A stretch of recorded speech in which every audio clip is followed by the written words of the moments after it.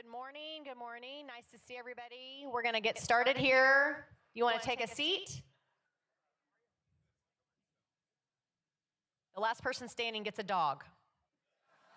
Councilmember Hall's running. Oh, Caroline James, I've never seen you run that fast. Okay, Jeanette, the show's yours. You can read. Thank you. Okay. Good morning and welcome to the City Council meeting. Before Mayor Parker calls the meeting to order, we ask that you please be seated and silence all electronic devices. City Council meetings are conducted for the official business of the City Council and to receive input from residents.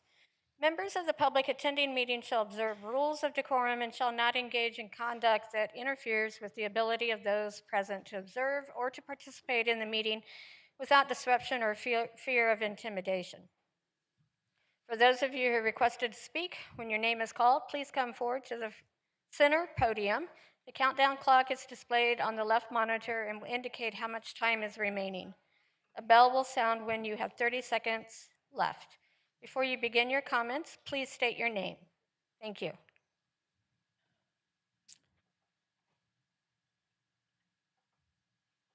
Thank you, Jeanette, and good morning and welcome to your Fort Worth City Council meeting. We have a very special guest today. Our mayor for a day is Mr. Case Creel. Case is 10 years old and a fourth grader at Fort Worth Country Day. He loves all sports, specifically baseball, football, and basketball. He loves all animals, so it's perfect timing since we're doing a pet adoption day event. You could take a pet home, right? Whitney, his mom is screaming. Oh, right there. He is very artsy and enjoys making and gifting friends animal fidgets on his 3D printer. He is quirky and funny. Are you quirky and funny, Case? Absolutely. And we are so honored that he's taken time away from school today to be our official mayor for the day. Now the microphone is his and he's going to call our meeting to order.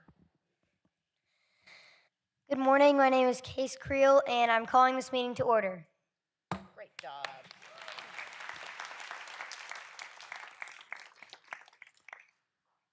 Today's invocation will be provided by Rabbi Brian Zimmerman from Bethel Congregation. Please rise for the invocation and remain standing for the pledges of allegiance.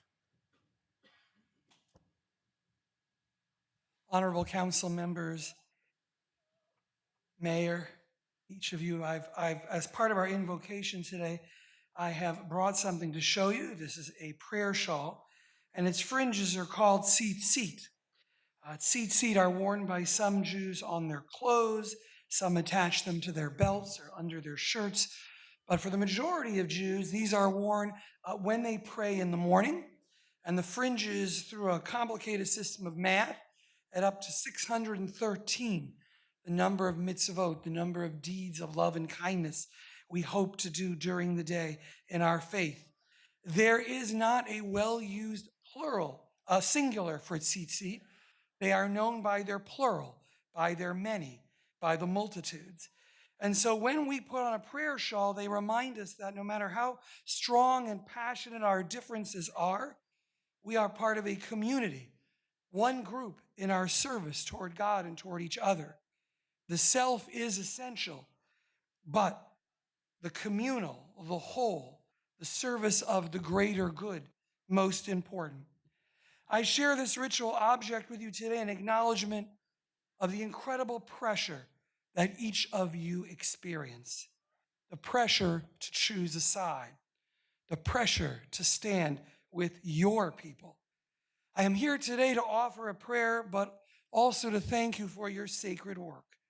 I'm here to remind you what you know so well already, that there are so many pressures in your responsibilities. And we all pray that you will remain clear-eyed, strong, focused on serving all of Fort Worth, all of the residents, not just some. As you begin this sacred work, the work of listening and reflecting and deliberating, we pray that your hands will be strong for the work ahead, your hearts open to empathy, your ears clear to listen to the cries of our city, your mouths full of passion and resolve, but also kindness, recognizing the godlike in every one of the citizens of our city. Fort Worth has been a model of decency in an increasingly rageful and destructive country. We pray for each of you. We pray for all who serve and live in our city. We pray for your strength for all of us to remember what makes us strong and what makes us sacred, that we may cling to the values of compassion, courage, and empathy. We are all single fringes in the tapestry of our greater city. We will only grow strong if we do it together, embracing the many different voices that make us strong. Amen. May it be God's will. Pledge allegiance to the flag of the United States and to the republic for which it stands, one nation, Under God,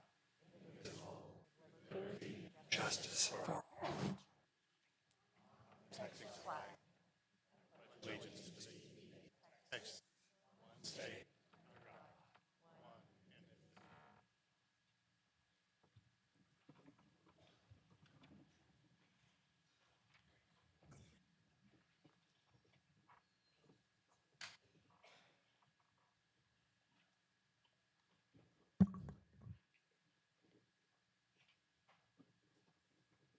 You're looking at me, Jeanette. Am I supposed to be doing something? Yep. Our first presentation will be a presentation recognition honoring Assistant Chief Julie Swearingen. Thank you, Jeanette. I'm going to come down to the podium. Before we move into honoring our wonderful Assistant Chief Julie Swearingen, I do want to recognize we have some students and chaperones in the audience. It's my understanding we have 20 students from a few different Harmony Public School campuses here in the city of Fort Worth. We also have 14 students and 2 chaperones from North Crowley High School who are also here. If those students are here, can you stand or wave? That would be awesome. There they are.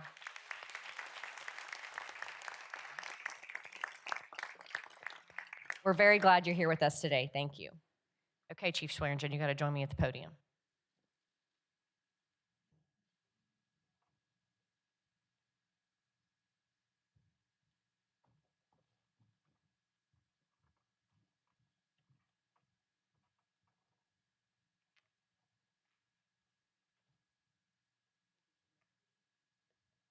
That's a great idea. Where's Chief Garcia? He gets to stand up here too.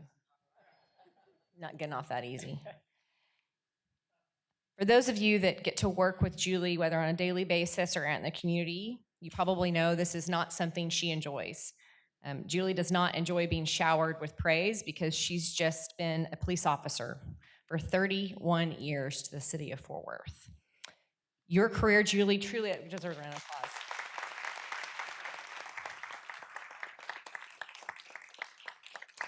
In this recognition, there are a few very specific words that I think are worth reading into the record. Julie, your career has been marked by exceptional leadership, unwavering integrity, and a deep commitment to community policing. Through your service, you have strengthened relationships between law enforcement and the community, inspired those that you lead, and helped create a safer city for all of us. We know that you're a trailblazer. For all of your achievements, you have opened doors and set a powerful example for all future generations, especially young women that want to serve in law enforcement. Your legacy of service, compassion, and leadership will be a lasting impact on this department and the community that you have so faithfully served.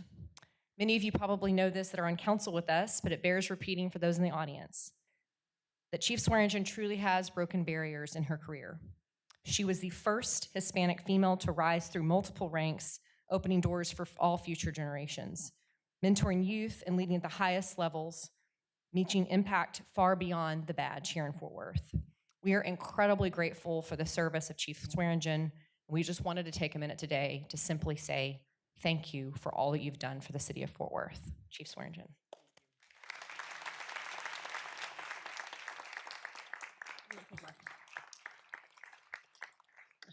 Thank you so much. I thank God for this amazing career and keeping me safe. 31 years is a long time. I'm grateful and honored to serve on a department as amazing as the Fort Worth Police Department and work for a community and city that truly loves and supports the police. You know, and I look up there, and the working relationships we build, not only with council members and the mayor, but with the staff. and the teams that you have. I am so grateful. I'm going to miss the people, I am, but it's time. I've always been saying it's been a great ride, but I'm ready to get off. So I am so grateful for the chief, and I'm looking forward to all the things you're going to bring to the department and the new adventures. And I look back, I don't want to look back because it'll make me cry, but the officers standing back there, it's an incredible police department, and all the support from our men and women in law enforcement, our civilian employees, our professional staff. I'm grateful to them. I would not have achieved and accomplished the things I've accomplished today without those people and that support. So very grateful. Thank you all. You have my phone number, the ones who I want to have it, right? Yeah, so call me if you need anything, but I am sincerely grateful. God bless you all. Thank you.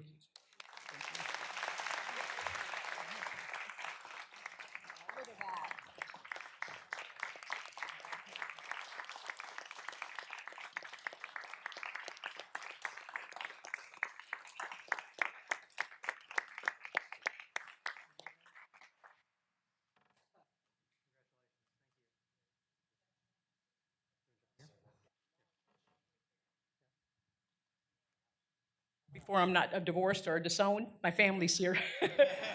My husband, the Honorable Judge Earl Swearingen, my mom, my stepfather Luis, my son Paul, and my son Brandon. Thank you for being here. Come on up.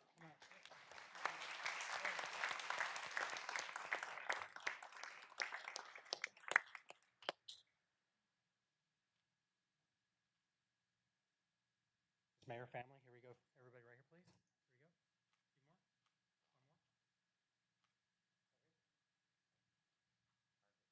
Here we go. Two more.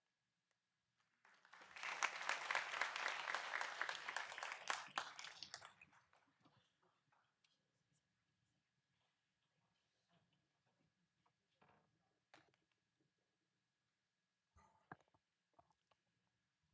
you. Okay, today is about honoring great people in the city of Fort Worth, folks that are retiring to a new chapter, but still deserve recognition for their many years of service to the city of Fort Worth. Next up is Mr. Bob Jameson. Come on up, Bob.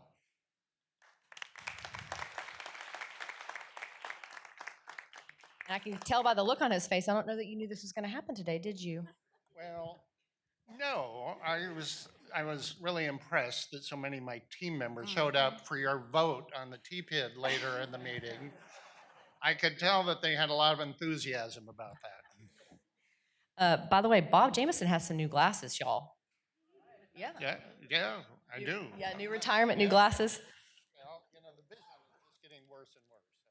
So, jokes aside, those of us that have gotten to work with Bob absolutely love him. He has served as the CEO of Visit Fort Worth for 13 years. There's too many meaningful partnerships for all of us to mention. Everyone on this dais could tell a great Bob Jameson story about how he served the city. But as I'm always reminded, what does a leader really look like? They are kind and good and generous. And that is absolutely Bob Jameson. I've told a few other people too in the search to replace you. The only thing I really told the search committee, I was like, you've got huge shoes to fill, and we're going to miss you greatly, but you've also assembled an amazing team that's here behind you, and just don't mess it up, right? And that is a testament to your leadership also, Bob. We just wanted to officially recognize you and give you a distinguished leadership and legacy recognition from the mayor's office of the city of Fort Worth. Absolutely. Let's take a picture with your team, shall we? All right. Okay. Anybody else is welcome to join if they want.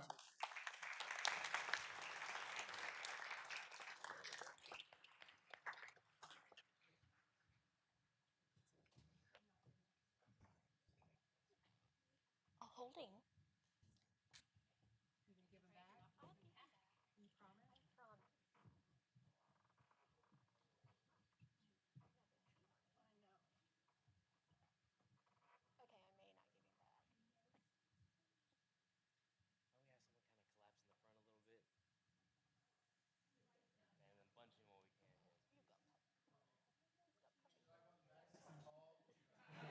You go where you are. All right, I got everyone right here. Looking right here. On three. 1, 2, 3. Perfect. And hold, please. I'll grab one of those as well.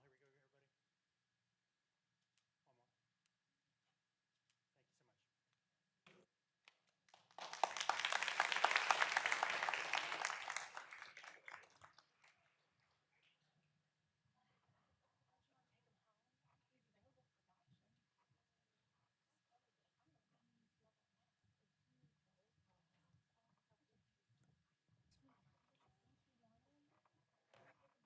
Well, it's hard to be in this space, although it's a very different space than what I have been coming to for years and years and years. But to just look at the people that sit at the dais there that represent our city, and I can reflect back on probably the first time I ever had to appear before City Council, probably in 1986 or 87, and numerous times over all the years since. And I have this great appreciation for the work that you all do and always have. I have an insight that I know a lot of people perhaps do not in terms of what is required, the kind of decisions that you have to make, the choices that are being made all the time on behalf of the citizens of our community, the work that's involved, the time that's involved, the sacrifice that's involved. And I have been grateful for that every time and continuously. And so I again thank you for the support that you have given, you know, the travel industry when, and I talk about when I was general manager of the Worthington Hotel and the kind of support that we got as an industry and at that hotel, but in particular the last 13 years, the support that has come to visit Fort Worth. You empower, encourage, and inspire this group of people that came with me today and all the people they represent doing the great work of telling the story of the city. It's a city I love. It's a city that will always be my home, and I'm so glad and so honored with this presentation. Thank you so much.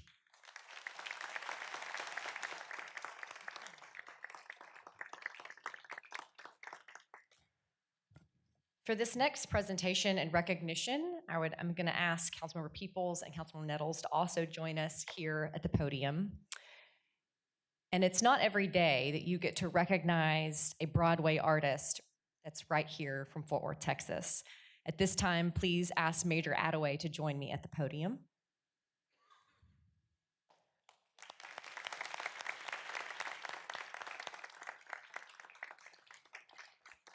Major, this is absolutely worth reading, if you'll just bear with me for a moment. Whereas Major Attaway was raised in Fort Worth, Texas, where he began his performance career at local theaters like Casa Manana and Jubilee Theater. And whereas Major Attaway's path to Broadway was shaped by his resilience as a teenager, he underwent surgery at Scottish Rite Hospital for Children. And whereas Major Attaway is a Broadway voice, TV, and film actor, singer, director, Twitch affiliate from Fort Worth, Texas, residing in Brooklyn, New York, currently touring as King Arthur in Monty Python's Spamalot. And there you got some applause there. Whereas Major Attaway is an American singer, actor, and voice artist widely recognized as the longest-running genie, Babcock in The Sultan and Disney's Aladdin on Broadway. He is currently the longest-running Broadway genie with over 1,500 performances.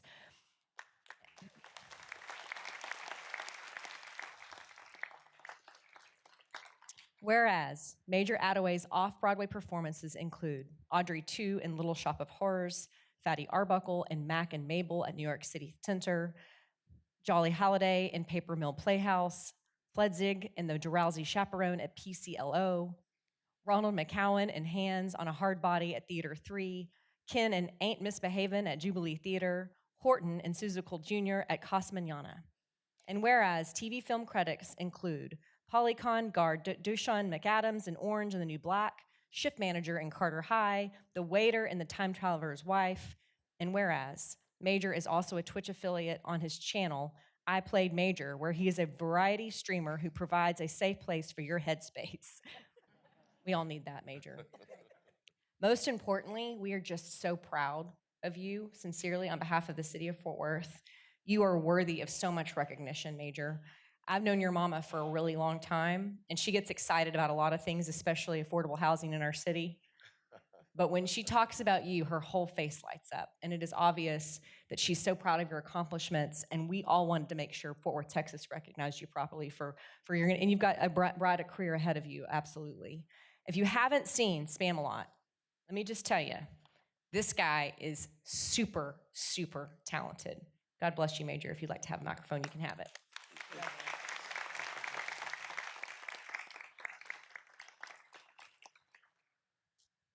Hello, everyone. um, I would like to say thank you. So honored to be recognized by the city of Fort Worth. I am very fortunate. I had a very specifically intense artistic upbringing right here in Fort Worth. And it has benefited me from the voiceover booth to Broadway and back. And this week, even tonight, I am doing something that I dreamt of as a young man, to go away to New York and to sharpen your skills even more, and then bring it back to Fort Worth, Texas, and show them all the work that they helped create. So I'm very grateful. Thank you all so much. Oh, and everybody, come see Spam-A-Lot. We're at Bass Hall for just this week only. Come help me find the Grail. Thank you.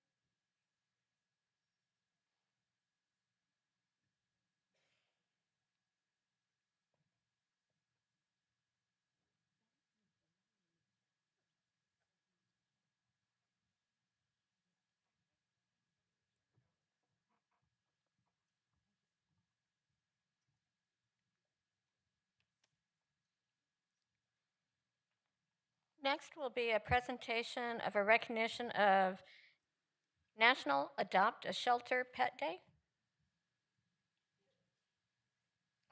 Sorry, I'm sorry. Go back. Sorry, we had a request to take one out of order. Next will be the commemoration of the 50th anniversary of the Czechoslovsky, I know I messed that up, family stewardship of the Stagecoach Ballroom.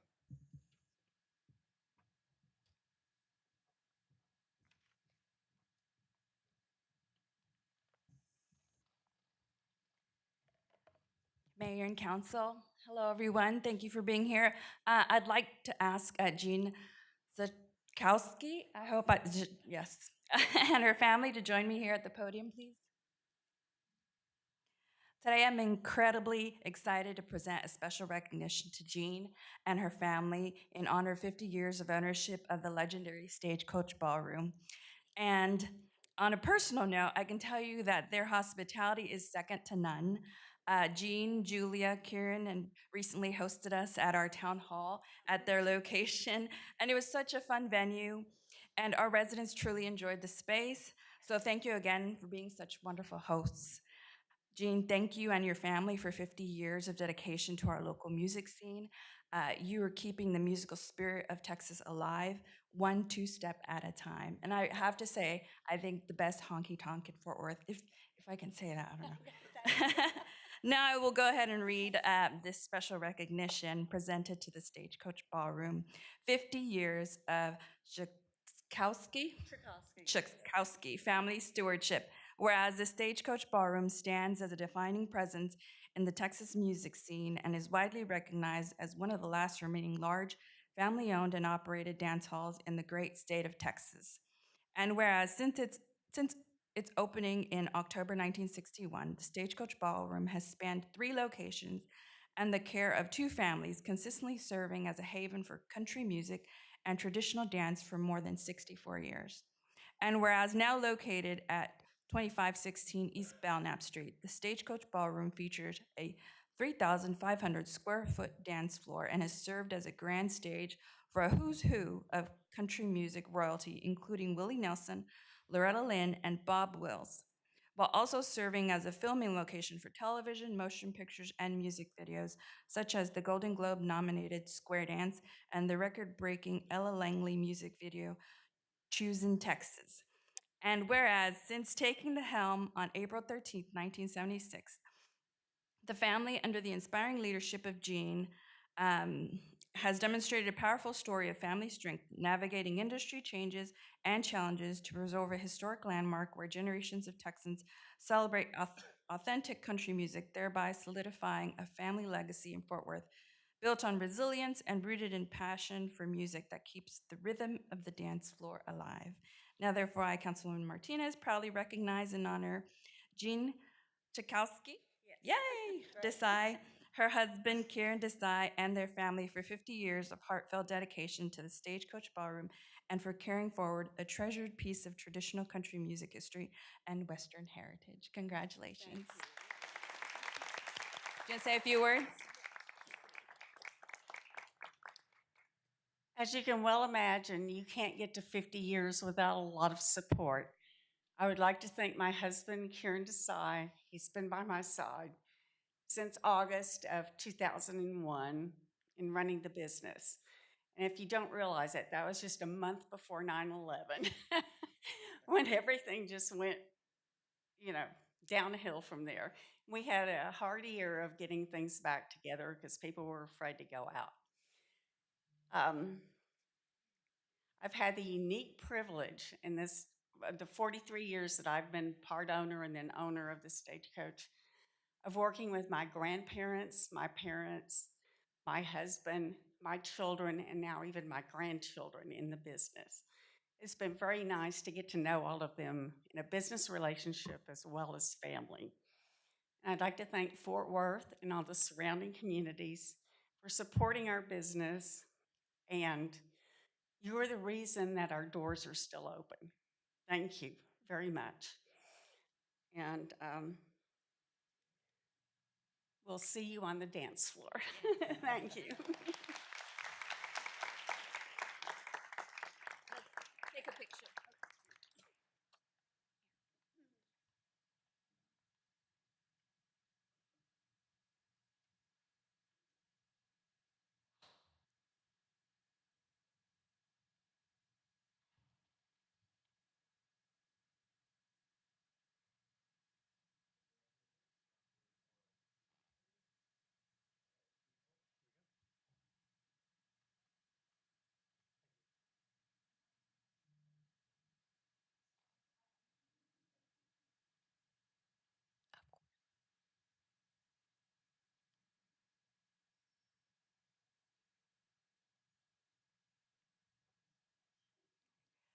So, as someone who has been the beneficiary of the largesse of the Stagecoach Ballroom many, many, many times, I can attest to everything Councilwoman Martinez said. They are not only amazing hosts, but amazing community members who always give back. So, thank you very much for all that you do for us.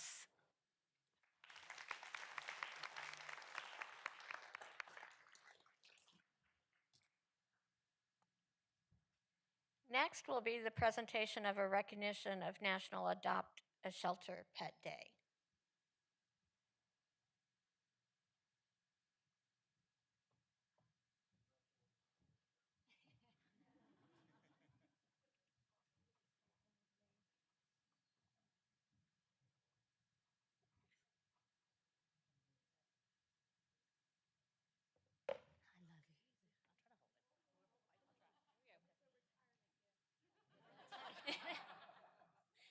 Good morning, Council. Today is National Adopt a Pet Day at City Hall. This is Piglet, and I asked Councilwoman Beck to come up because she has Gump, who is going home with her today.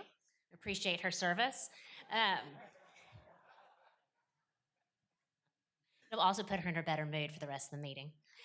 I would also like to recognize and have them join with me Jacob Carthy, Sarah Connor with Spay Neuter Network. Y'all come on up. Donald Maladano with Operation Kindness, and Chris McAllister with the City of Fort Worth Animal Shelter. And we have over 30 shelter employees. We all stand up and be recognized, please.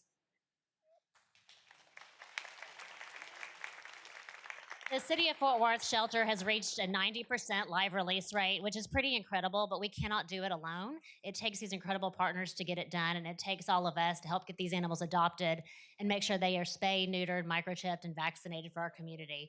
So really, I just want to take a minute to thank you all so much for everything that you do. I'm going to hand Piglet back over to Anastasia. Here you go. You can read. And unlike Gump, Piglet is available for adoption. Gump is still available for adoption. Whereas the City of Fort Worth Animal Care and Control Department serves as a vital safe haven for thousands of animals each year, providing shelter, medical care, and compassionate treatment while working tirelessly to connect every animal with a loving home. The City of Fort Worth is proud to partner with outstanding organizations that extend its commitment to animal welfare throughout the community, including Spay Neuter Network, which provides affordable spay and neuter services to reduce the pet overpopulation and supports the city's community intake program, and Operation Kindness, with partners with Animal Care and Control as a transfer partner when the shelter faces capacity challenges or when animals recognize specialized medical care, contributing to the well-being of animals and their caregivers across Fort Worth. The City of Fort Worth does hereby proclaim April 28th, 2026 as National Adopt a Pet Day. Thank you for your service, guys.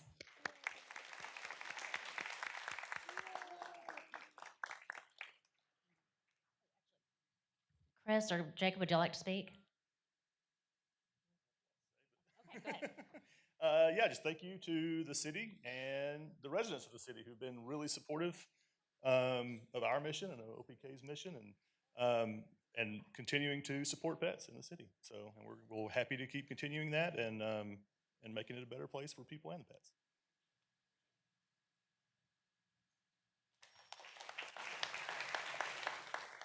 So thank you. You kind of stole some of my thunder with your remarks. So I just want to echo some of the things you said. None of us work in a vacuum, and without the support of city leadership, without our amazing community, and without partners like OPK and Spay Neuter Network, we wouldn't have hit 90%. So it truly is a team effort. But I do want to call out the people in the corner again. That is about 40 out of 135 people who come every day, and they grind, and they just get one more. That's kind of the mantra, just one more. So the kudos really goes to everyone in the corner and everyone who couldn't make it today. So thank you.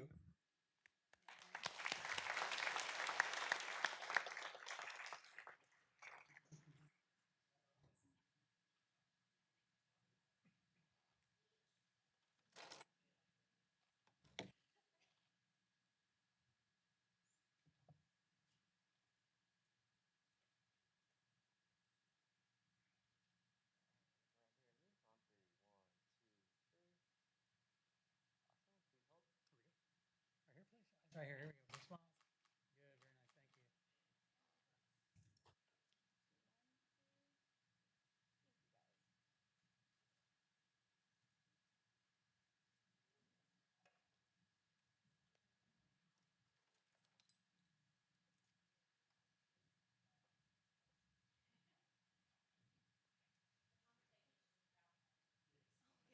Good, very nice, thank you.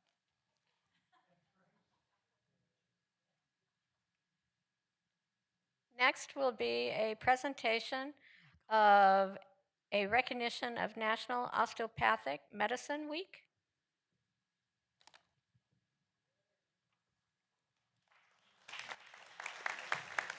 All right, we have Dr. Ryan Seals and several of the students from UNT Health Science Center here today.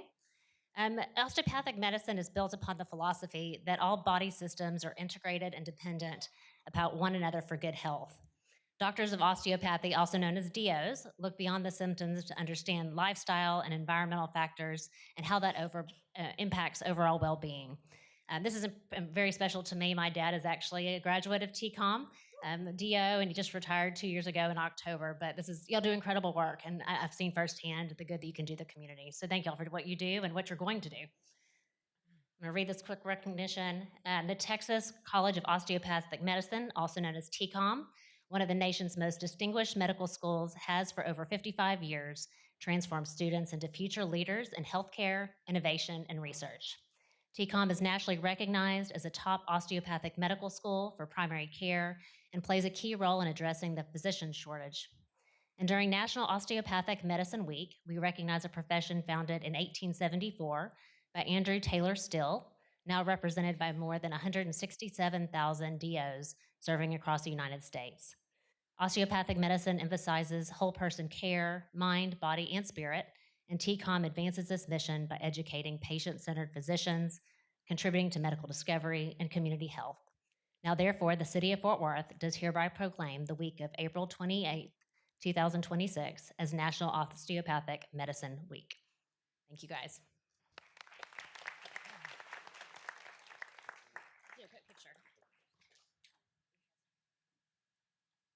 Thank you very much for this honor. One of our student doctors, Student Dr. Lindsay Hahn, is going to say a few words for us.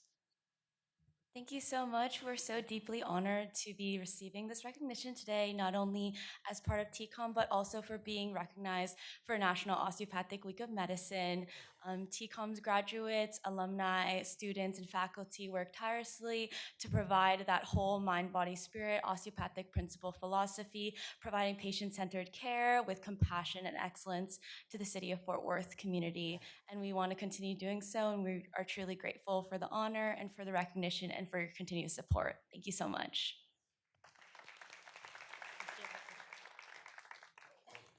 As they're taking a picture, it may be important for the audience as well.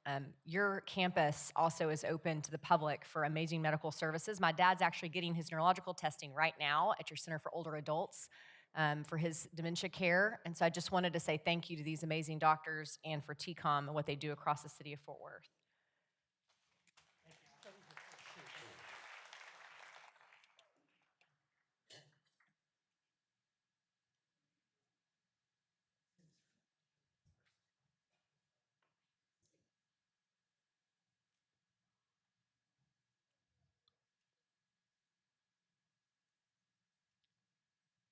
Next will be a presentation of a recognition celebrating the 30th anniversary of Community Healthcare of Texas.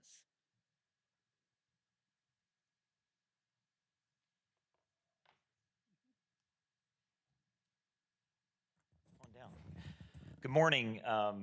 Fitting that this came out after the osteopathic medicine, because as you get older, you start realizing a lot of things about aches and pains and everything else that happens, and then what your end of life looks like. And so proud to recognize the Community Healthcare of Texas. It's the largest nonprofit hospice and palliative care program provider in North Central Texas. I'm going through my own, as we discussed earlier with my mother, as its end of life and what that looks like. And I'm just proud that we have y'all in the community as part of this, so people live with dignity as they live out their last days. And so just want to point that out. I've got Dr. David Capper here, Deidre Locks, and Robin Carter, CSO. I'll read this just so we have it on record. A special recognition presented to the Community Healthcare of Texas in recognition of their 30th anniversary, whereas the City of Fort Worth takes special notice and proudly recognizes the compassionate end-of-life care services that Community Healthcare of Texas has provided to its citizens for 30 years. And whereas on May 1st, 1996, Community Healthcare of Texas was founded as the largest not-for-profit hospice provider in the state, and since that time has cared for more than 85,000 patients and their families, and has provided more than $30 million in uninsured care. And whereas Community Healthcare of Texas pioneered pediatric hospice care in 1996, and at that time was the sole provider of end-of-life care for community's youngest citizens. And whereas Community Healthcare of Texas was the first hospice provider in the DFW area and only the second in the state of Texas to offer a dedicated inpatient unit to care for those facing their end-of-life journey. And whereas Community Healthcare of Texas continues to provide compassionate, high-quality care and support to patients and families, ensuring dignity, comfort, and peace during the life's most meaningful moments. Now, therefore, I recognize the Community Healthcare of Texas 30th anniversary on May 1st, 2026, and encourage all residents to join in recognizing and celebrating the organization's legacy of service, compassion, and commitment to our community. Thank you. Would you like to say a few words? Please. So council and attendees, thank you for this recognition. We, being here as long as we have, we also are one of the oldest hospices in the state of Texas. We have built on the history of St. Joseph's Hospice, which many people do remember as only the third hospice in the state of Texas. But as we deal with death and dying and people who are fragile and really in difficult places of life, we're committed to really take care of people with that dignity. But we also want to thank the community because we are committed to a community effort. As a nonprofit organization, we really enjoin the community to try and deliver care to those who are really in need. So thank you very much. Thank you. Yeah. You take a picture?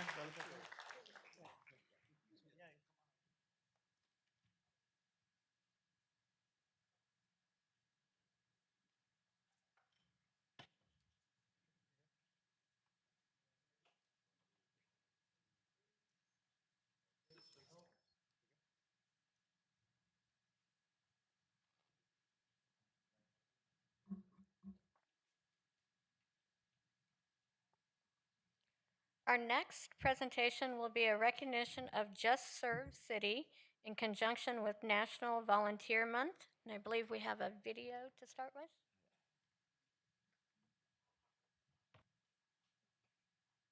Short video.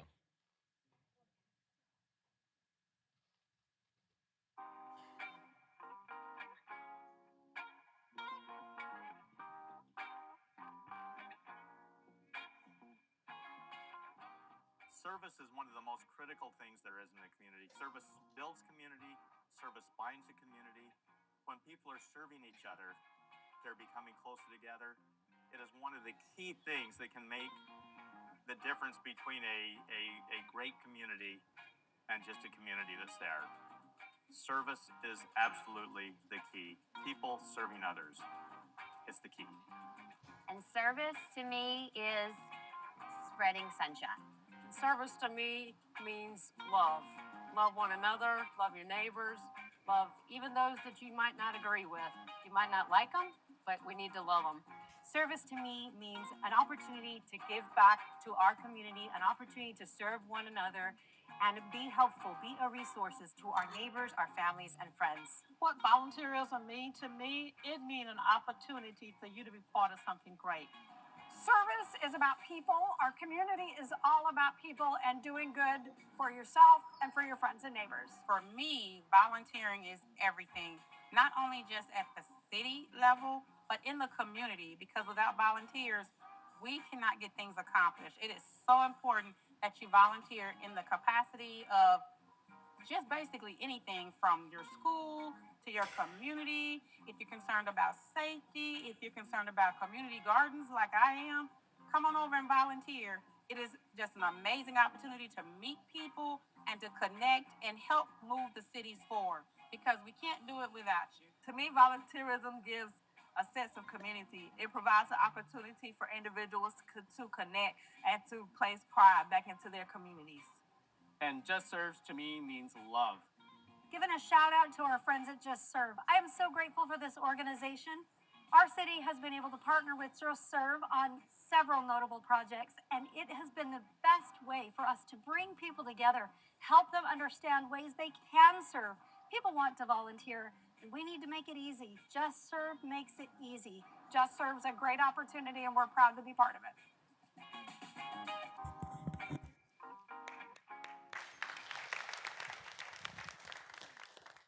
So a year ago, I was here and honored volunteers for National Volunteer Month. So it's only fitting that we close out National Volunteer with a program that helps people volunteer. I have a question for the audience. How many of y'all volunteer in some way doing something outside just your regular job? Raise your hand. This is what Fort Worth is about, right? Give yourself a big round of applause.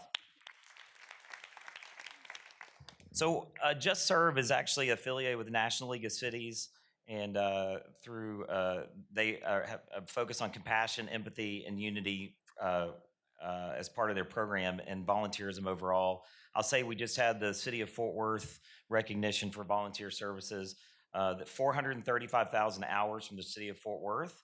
That's about a $15 billion economic impact, that volunteerism, just from the City of Fort Worth employees. So Just Serve focuses on strengthening connections across diverse communities and building a stronger, more united city. And I have Beverly Blaylock here with me. I've asked her if there's any connection with Alan Blaylock, and she says not sure, but they're going to figure out after the meeting. But I want to say you also have representatives from Hope Farm, Catholic Charities, and ACH with us as well. But I'm going to not read this recognition. I'm going to let you take that with you. But do you want to say a few words about what you do and how the organization works? Thank you, Councilman Crean. Good morning, council leaders and mayor. We're so pleased to be here today. I'm here with, like you said, lots of faith organizations, with nonprofit organizations, Just Serve leadership, and we're here to just let you know a little bit about what we do. And one of the things that we pride ourselves in is just opening up the opportunity for people to easily have a website that they can go to and find opportunities to serve that are meaningful and make a big difference. I'd like to honor 3 of our nonprofit organizations and allow them to tell you a moment or two about what they do. We'll start with Satcher Dawson, sorry, from Hope Farm. Good morning, everyone. Thank you, Beverly. For those of you who don't know, Hope Farm is a leadership development program for boys with no fathers in the home. Hope Farm was founded more than 30 years ago when 2 law enforcement officers noticed a painful pattern. So many young men entering into the justice system, and they were growing up without fathers in the home or a positive role model in their lives. Instead of accepting that reality, these 2 men transformed former crack house into a safe haven of mentoring, learning, and hope. Today, that small beginning has grown into 3 after-school programs throughout the Metroplex, a vocational center, and an upcoming elementary academy. Our mission is simple, but deeply rooted. It's deeply rooted in faith to transform underserved young boys into Christ-centered men of integrity. We're guided by our 4 pillars: read, feed, parent, and empower. We remove the barriers by providing transportation, meals, tutoring, Bible study, literacy support, and structured enrichment. And because of this real transformation happens at home too, every boy's mother participates in the program called the Mother's Resource Program, a required partner in our journey. Hope Farm continues to see extraordinary outcomes: high graduation rates, strong workforce readiness, young men who grow into godly leaders, husbands, and fathers, and community changers. We're happy to partner with Just Serve. Just Serve is helping to play a vital role in what we are doing. Just Serve seeks to connect us with volunteers who strengthen every part of our mission, from tutoring to literacy support to campus events. They also do enrichment activities and special projects. Their platform seeks to help us to reach people who want to serve with purpose and expand our capacity to meet our daily needs for our boys and families. Just Serve also opens its support to grant and giving opportunities. Through their Giving Machine initiative, organizations that are selected for the Giving Machine are connected directly with supporters to fund items to make an immediate impact. Reading headphones for us, sports equipment, meals, campus scholarships, and vocational tools, and many other things. These gifts allow us and other organizations selected to continue to remove barriers and providing the resources that our boys need to strive. Together, partnerships like Hope Farm and Just Serve have the potential to create stronger and more connected communities. True partnership works and find alignment in commonalities and heart and passion. These are the partnerships that have the power to unite volunteers, donors, families to change the trajectory of our communities. Thank you.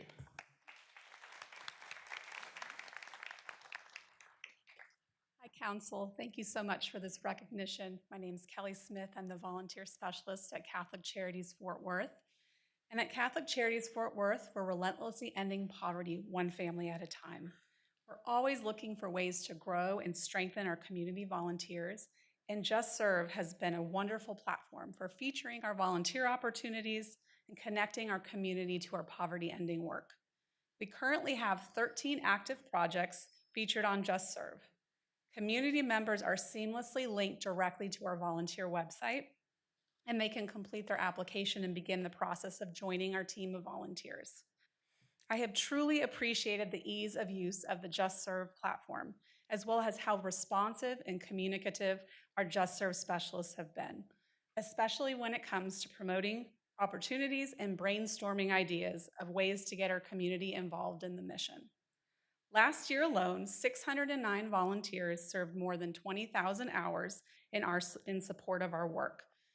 This was from rides to clients in need, mentoring our moms, providing childcare support, as well as helping serve in our dental clinic.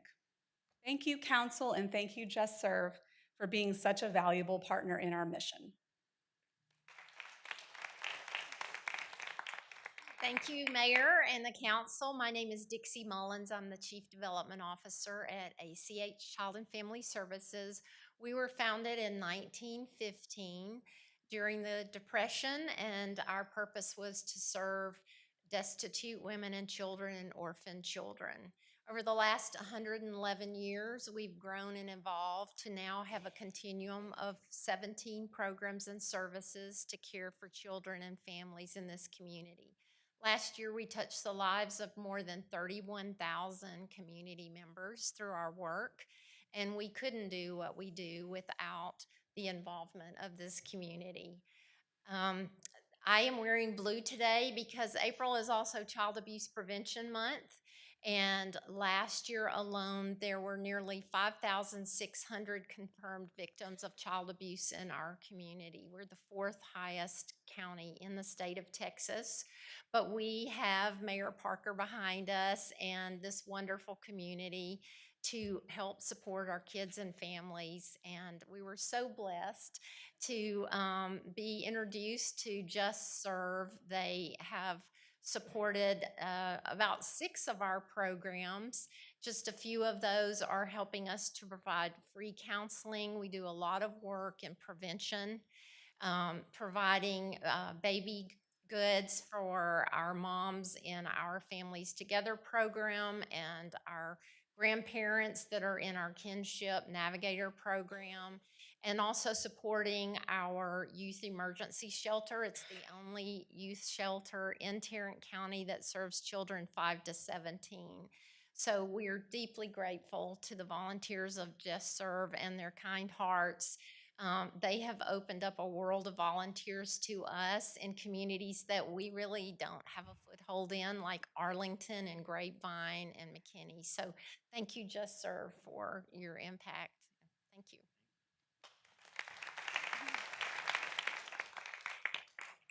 And Councilman Crane, I really appreciate your work on this special recognition for Fort Worth being a service organization city. And this proclamation basically opens the door for Fort Worth to become an actual Just Serve city. And with this recognition certificate, we'll be able to move that forward with that amazing award. There are in Texas, there are currently 10 cities that have completed the application process to become a Just Serve city. And that includes Houston, Arlington, Dalworthington Gardens, Grand Prairie, Leander, and others. With this designation, what it will do is make the opportunities for volunteering within our community even bigger and more outstanding. I personally am so committed to the belief that as we serve one another, we're really changing the whole attitude of the people that we work with. And service just brings us together, and that's what we need to do. I thank you for your time today and really appreciate all that you do on behalf of the citizens of Fort Worth. Thank you. I do.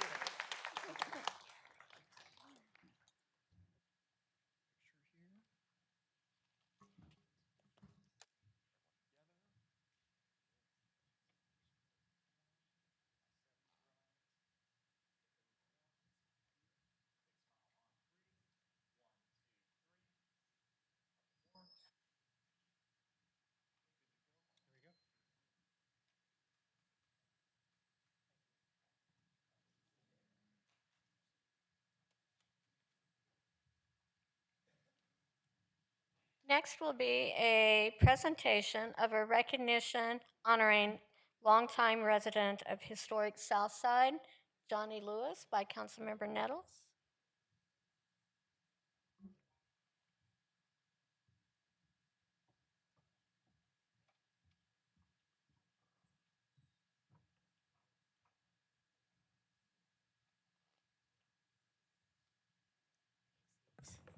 So I'm like the mayor. Today is a good day to recognize great people in the city of Fort Worth. And it's an honor to be standing next to Mr. Johnny Lewis. Last week, we recognized him at our District 8 community event. He was unable to attend, and so we thought it would be befitting of us to come to City Hall and recognize his great effort and work in the historical South Side. Many of you know him across the dais. City staff, many of you know him because he have called and complained, and he has been working to make sure that historic South Side is not forgotten and is treated fairly. And so I want to read this recognition. The City of Fort Worth special recognition presented to Mr. Johnny Lewis, life and legacy. The man, Johnny Lewis, a lifelong resident of historic South Side for over 50 years, is a retired veteran who served to our community and our country, is truly inspiring. He served 6 years in the Air Force and 18 years in the National Guard. Thank you for your service.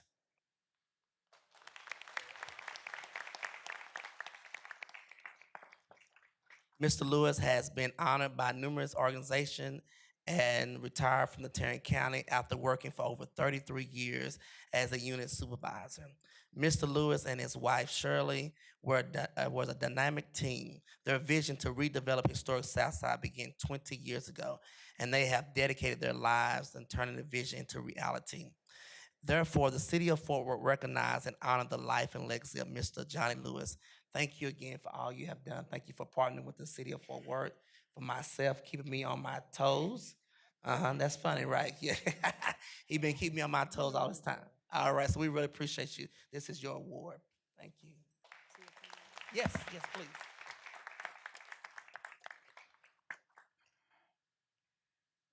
When you receive an award like this, most people see the individual.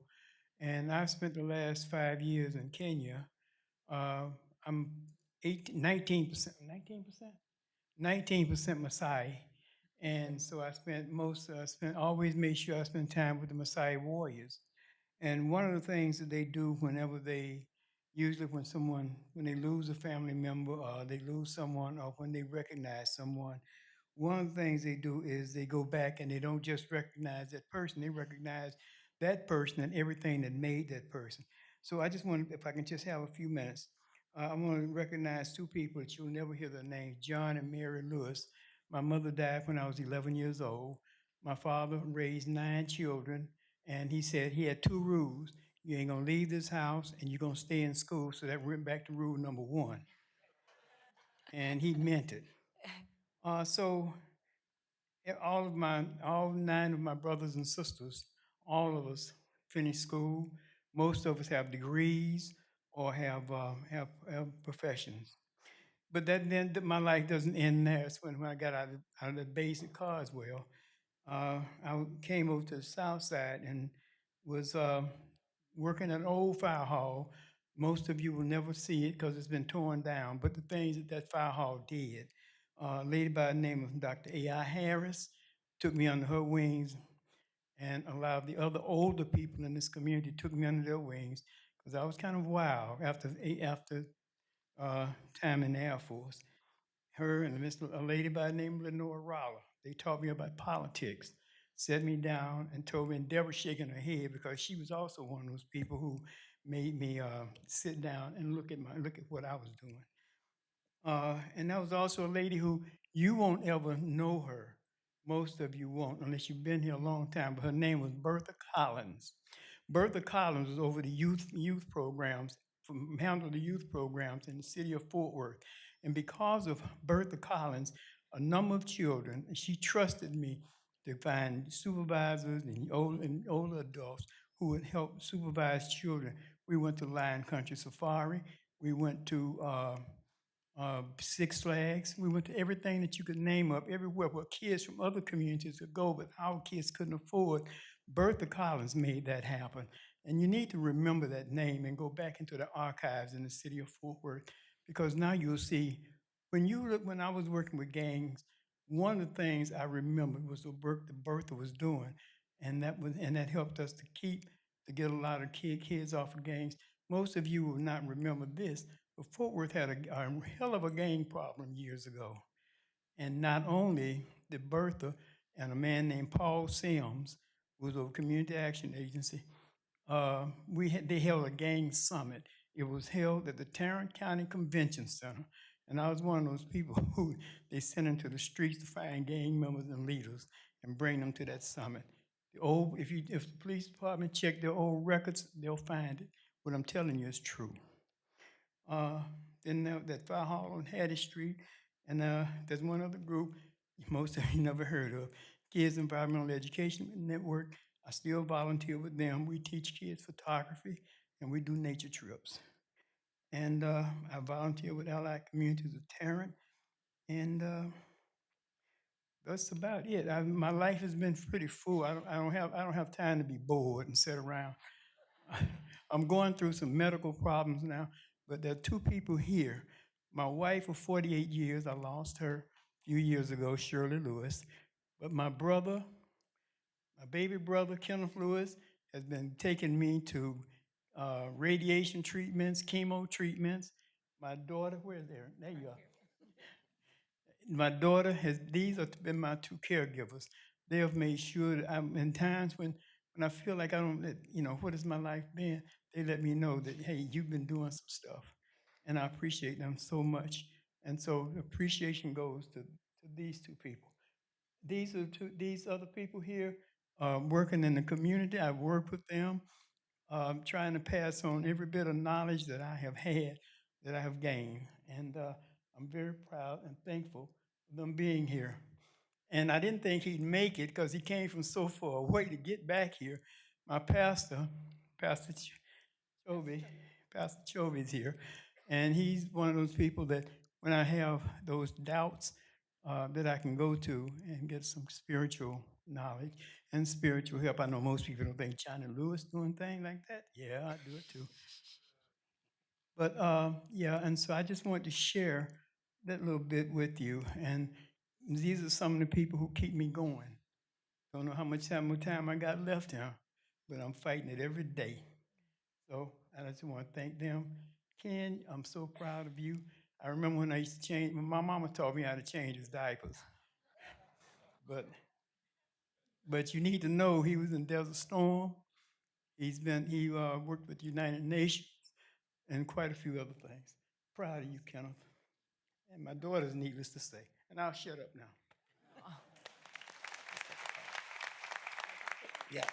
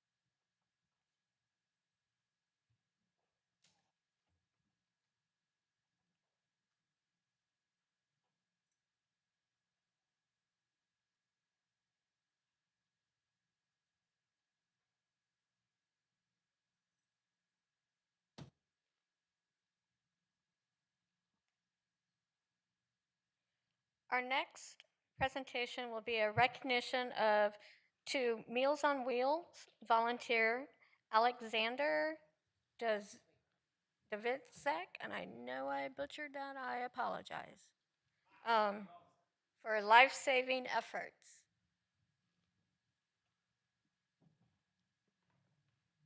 Thank you, Mayor and Council. Today seems to be all about service to others.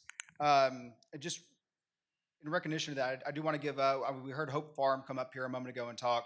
Really want to give recognition to Officer Jimmy Pelazani in the back of the Fort Worth Police Department. Every year they open up their restaurant free of charge to Hope Farm for the young boys to come in and serve their mothers and aunts and grandmothers.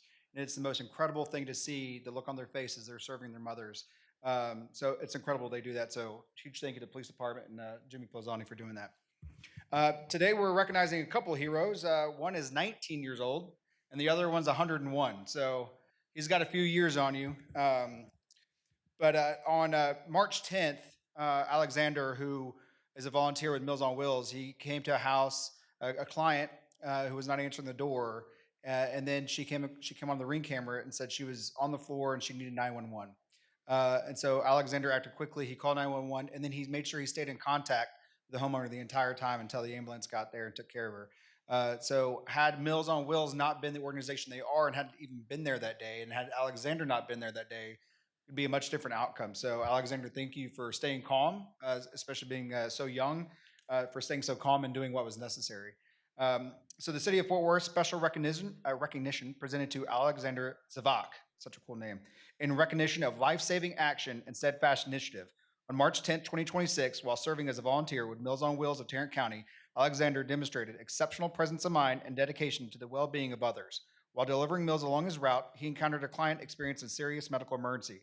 Upon realizing the urgency of the situation, Alexander calmly and decisively followed his training, contacting emergency services, and remaining in communication with the client until help arrived. His swift actions were instrumental in ensuring the client received life-saving care.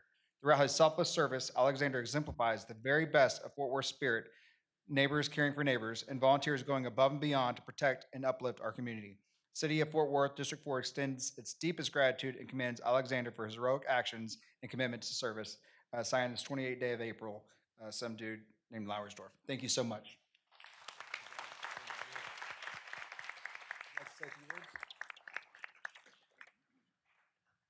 Well, thank you very much to Meals on Wheels and everyone over there for teaching me how to do this, and thank you to both my parents. The only last thing I'd say is that Meals on Wheels is always looking for more volunteers to help out. We could definitely use it. I know that Deanne will appreciate the help if we don't have any more open routes. Alexander, what inspired you to be a Meals on Wheels volunteer? It was December. It was, I think, the second week of December. My parents were talking about how volunteer organizations were going to need help. I've always enjoyed doing volunteer work, and they had mentioned Meals on Wheels. And so, not even looking at the organization, I just drove right down to the main office and talked with them, got signed up, and then and the next day, I was the last orientation day. And ever since then, I've absolutely loved doing it. And I would encourage anyone who has a free hour and a half out of their day to look into it. Thank you, Alexander. Well, we're glad to recognize you today, but maybe you're an inspiration for other young people that want to do the same thing. Your Meals on Wheels folks over here were very proud of your first thing out of your mouth. Absolutely. Thank you. Oh, yeah.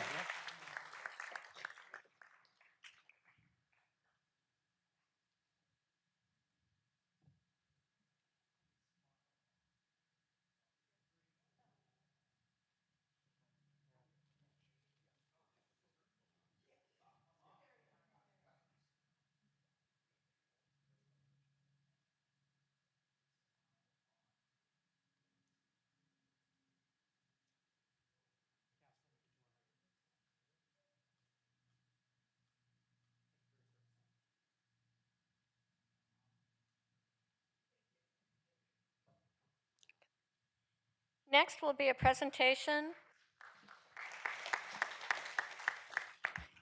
of a recognition to Don Graves for 101 years of life.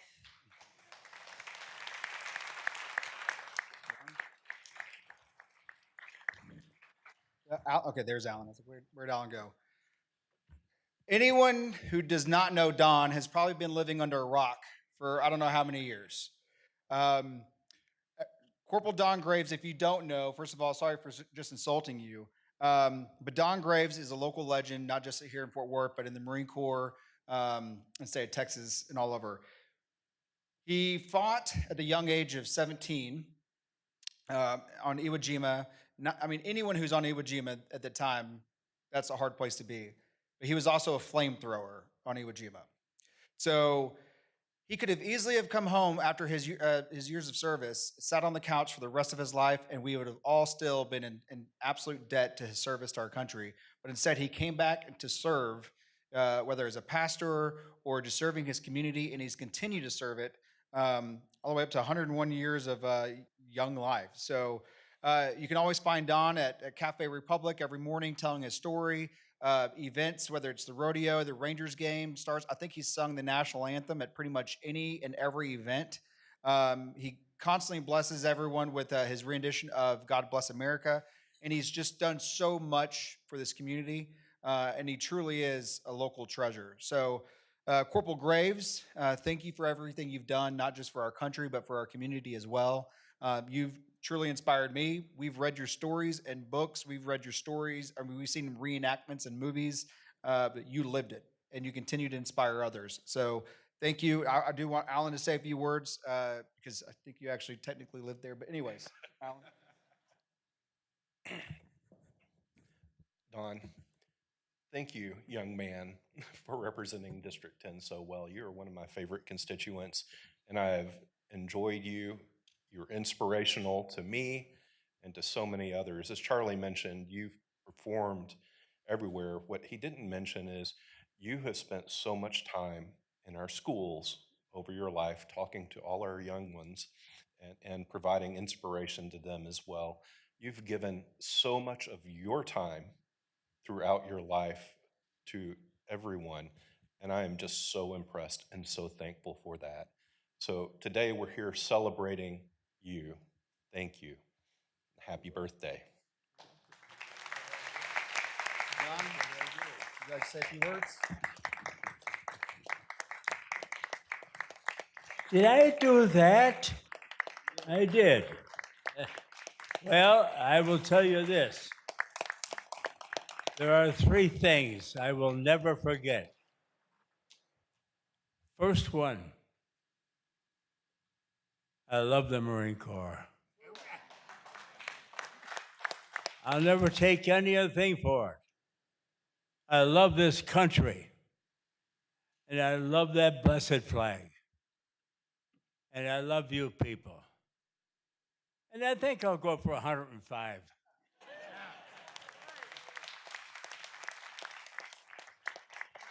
So, Don, you can have a seat, but don't go too far. And thank you, Mayor, for allowing me to read this proclamation.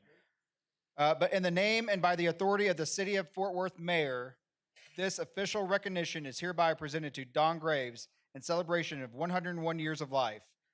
Whereas Corporal Don Graves celebrates his 101st birthday, marking more than a century of life defined by the Marine Corps' core value of honor, courage, and commitment, and serving as an extraordinary example to all who follow.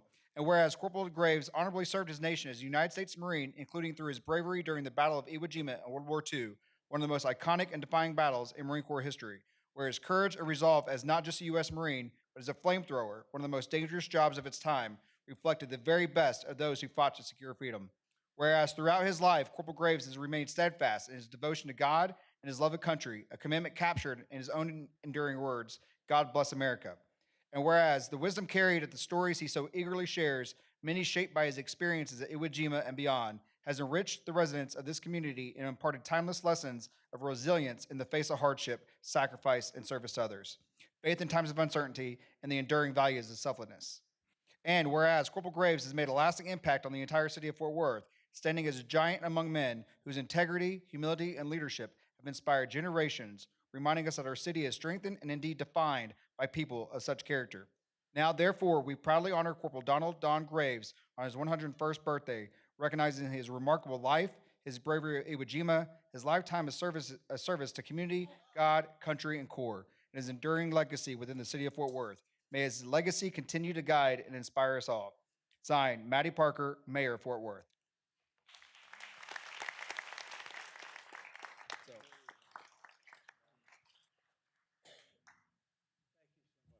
you're welcome. And I think we're going to go ahead and move one item up on the agenda. So I'm going to return to the dais, but I'll be right back in just 1 minute. No, you're good. Yeah, we'll do that in just 1 second. So just stand by real quick. That is correct. We have a request to take the council proposal CP 337 out of order and do it next. And Mayor, we have one speaker on that item. Thank you, Jeanette. Appreciate that. Our speaker on this item is Rick Irving. Council, just as a reminder, this is CP 337, which is the renaming of North Park YMCA to Corporal Don Graves YMCA Community Center. My name's Rick Irving, and a friend of many of you. But like me, Don is a friend to many people here. You've heard all the things about Don, but every day he wakes up with a memory of those hundreds and thousands of fellow Marines that died on Iwo Jima. And what's before you now is renaming North Park YMCA to Corporal Don Graves YMCA Community Center. And that's not just an honor for Don, but it's an honor for those people in his generation that paved the way for the freedom we have today. And there's going to be generations of children that go to that YMCA, and they're going to ask, who was Corporal Don Graves? And they're going to find out about sacrifice, about people of his generation. So I wholeheartedly would like to encourage everybody to vote yes on this.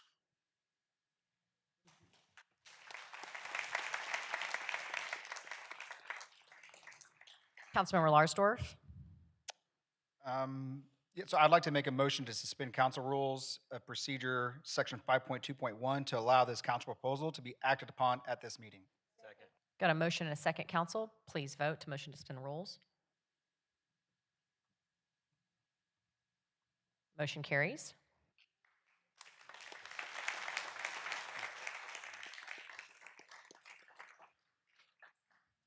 Okay, thank you, Mayor. Thank you, Council. So in looking at what we can do for Don's generation, we can give proclamations, we can give recognitions, but I said we can go a step further. And so I asked this council to support this resolution to rename our community center the Corporal Don Graves YMCA Community Center. It's a long one. We're still not sure what we're going to call it. If it's going to be the Don, if it's going to be the Corporal, the Y, the Don Y. We don't know yet, but we'll figure it out.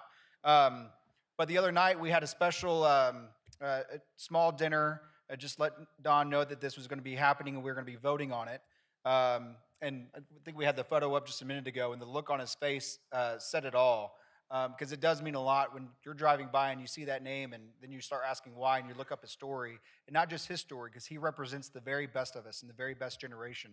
And so, we're going to fill that YMCA with some memorabilia so others can learn about him and make this truly a community center. And I really want to thank the YMCA, and we have some folks here, including the CEO right back here. Thank you, Eddie, really for helping to make this happen and being on board and supporting this.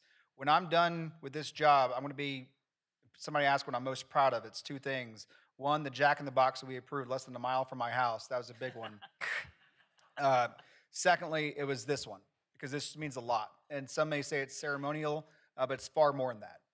It's really honoring sacrifice and devotion to not just our country, but our community as well. So with that, I enthusiastically make a motion to approve Council Proposal 337. Motion and a second, Council. Please vote. Councilmember Peoples, I'm sorry if I missed you. If you need to say anything, go ahead, please.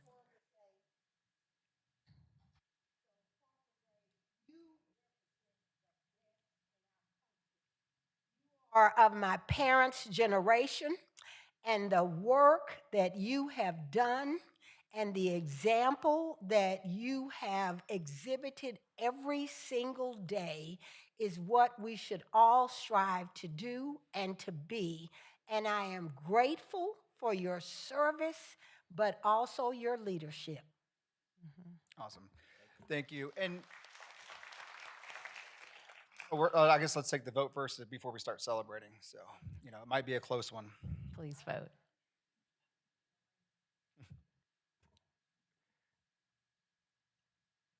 Awesome. Motion carries unanimously. If I could, we have a couple really important organizations here, Roll Call, and we have Mary here from Roll Call, and we also have the Air Power Council. If you have served this country, or you're currently serving our country, could you please stand so we could all recognize you?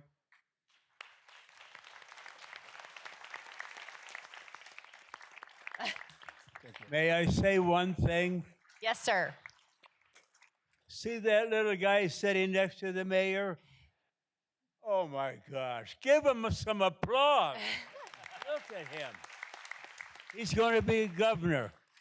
All right, can I get Air Power folks and the Roll Call folks to come on down for a picture, then Mayor and Council, you're all encouraged to come down as well. Great.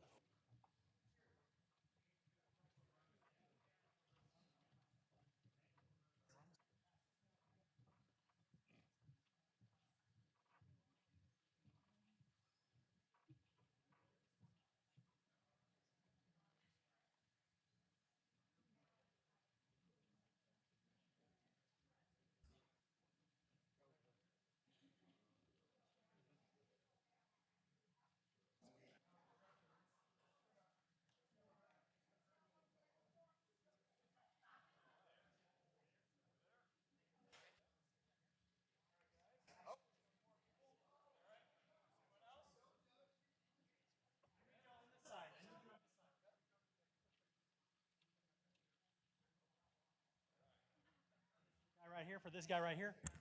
Big smiles.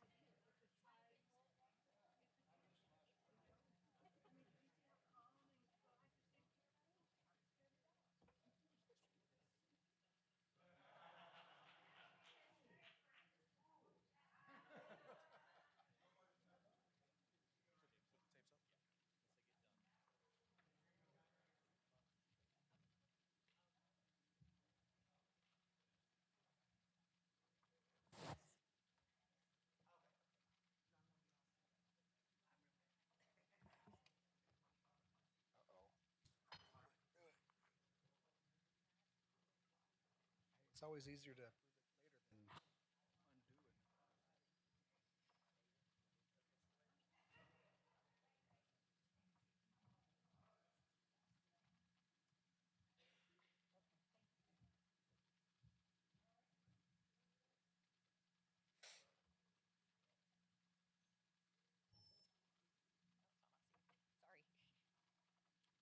it. Okay, so that gets us back to the start of the consent agenda, with the first being any items being withdrawn or continued by staff. I do not believe we have any. So Mayor, that gets us to the consent speakers, and I believe we have 3. Thank you. Our first speaker is Chris Wood, followed by Bob Willoughby, and then Adrian Smith.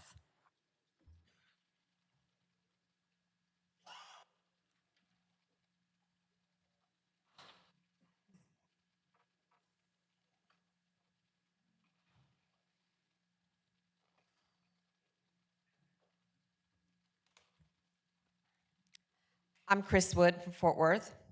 I support increasing receipts and appropriations from the Addie Levy Trust to support technology resources at Fort Worth libraries. I'm speaking in support of this because I've relied on these resources myself. In 2021, due to limited funds, I did not have a computer. The library's public computers gave me reliable access when I needed it most. I was not the only one. I saw many other residents who depend on library technology every day, including people experiencing homelessness. For many of us, the library is the vital, free, and safe place to do essential tasks, such as researching and applying for jobs, completing housing applications, accessing social services, and communicating with employers, caseworkers, and family. Even when someone uses a computer for education or just a few minutes of normalcy and relief, that access matters because it helps people stay connected and keep moving forward. Approving this item is a practical investment in opportunity and public service. It helps ensure our libraries can keep up with demand, maintain dependable equipment, and continue serving residents who do not have technology at home. This is one of the city's many chances to make things better. Thank you. Bob Willoughby, followed by Adrian Smith.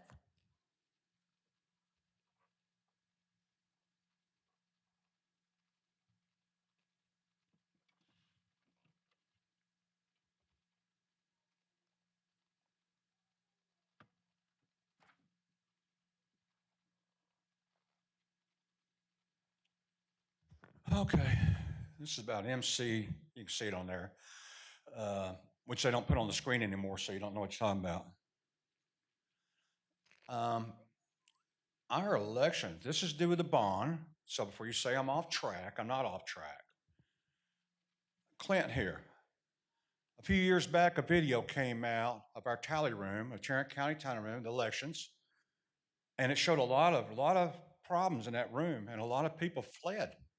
The administrator went to Dallas after a closed-door meeting with Tim O'Hara. Kat, she stepped down. She was one of the main people in there. She came out on Facebook and said that she had mental problems and that she's a left-wing radical Democrat. And you know what? After everything settled down, nobody answered any questions. The administrator went, we had to bring this one in from Wyoming here. We got over 2 million people in Tarrant County. We can't hire anybody here to be an administrator. No, they brought him in from Wyoming because he's a specialist. He knows how to rig elections. The last District 5 election was rigged. That's why Deborah Peoples is sitting there. Oh, yeah, sustained. I'm going to reclaim my time. That's not a point of order. That's fact. No, it's not. It's absolutely false. Can you prove it false? You can't. I can. I can prove it fact because the numbers don't lie. Voting numbers dropped down 90% in one election. No, an election before that, they dropped 50% because this guy knows how to manipulate the machines. That's why they brought him in from Wyoming. Bob, not one question was answered. It's not to be trusted. I think Election we're is done not for the to be day. trusted. It's great to see you. Good. Shut it down because you don't want people to know the truth. No, I just want us to continue with the consent agenda items. Thank you very much. Adrian, you're up, sir. Adrian Smith, District 6. I am one with the people. Councilmember Crane, let me begin by first stating to you, sir, my apologies for my behavior at the last meeting. You did not deserve that. Since 2023, you have been the same towards me when we both decided to offer ourselves up to the service of this city. So I want to say thank you for that. You didn't deserve it. My apologies. Now to the matter at hand, to follow up with my friend Bob was stating. There's no reason our city should have a budget shortfall. There's no reason we should be falsely obligating the residents of this city to consider another fraudulent bond. The two previous bonds, 2018 and 2022, totaling a combined amount of $959,500,000 with similar propositions, have nothing to show for them as it relates to improvements for our city. This is a result of a bad governing body, the mayor, city council, city manager, whose decision-making has hurt us more as a city than helped. I have previously stated everything begins and ends with the mayor. The mayor is not only the face of the city, but the voice that is supposed to transcend beyond what is deemed necessary for the city. If this massive fraud passes this upcoming May 2nd by the people, we will be in bondage to the tune of $1,799,500,000 with interest, with our livelihoods as the collateral as repayment for it. We, the people, hold the true power for change, but it requires a collective effort in saying no. In making this council accountable for the positions they occupy. Our livelihoods, whether you choose to participate or not, will be affected the same. Everything is decision making. Protesting will not change it, voting will. Emotional outrage will not change it, voting will. Being present only in moments of recognition or controversies will not change it, voting will.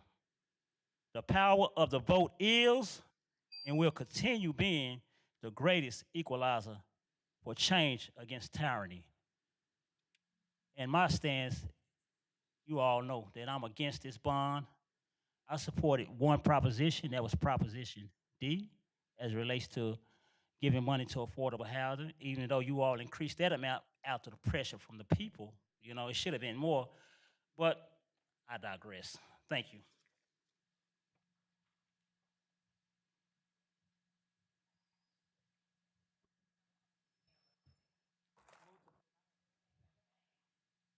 I know Mac's working. Go ahead, Chris. I know, I'm so sorry, I can't get there. Let me try to get there we go. All right. Yeah, I have a comment on MC 26-0266. I want to thank the effort for Dave Lewis and his team, as well as city staff, going out to get this $1.5 million for the Oak Grove Park. When I was first elected, it was just parkland with nothing there, with no idea to come. We worked to get dollars to that, and due to the 2022 bond election, we was able to add another $1.5 million. So bond elections do work, and they're great for the city of Fort Worth, and so I really appreciate this. Look forward to voting for it. This park is going to have basketball courts, volleyball courts, and walking trails. Thank you for the city of Fort Worth and city manager. Thank you, Chris. Council, I've got a motion and a second. Please vote.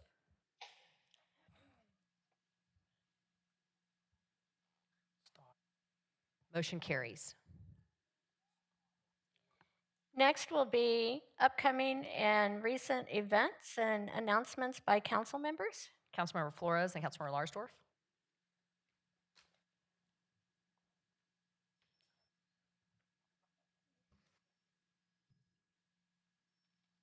Is it working? I don't know. Try it again. Try it now, council member.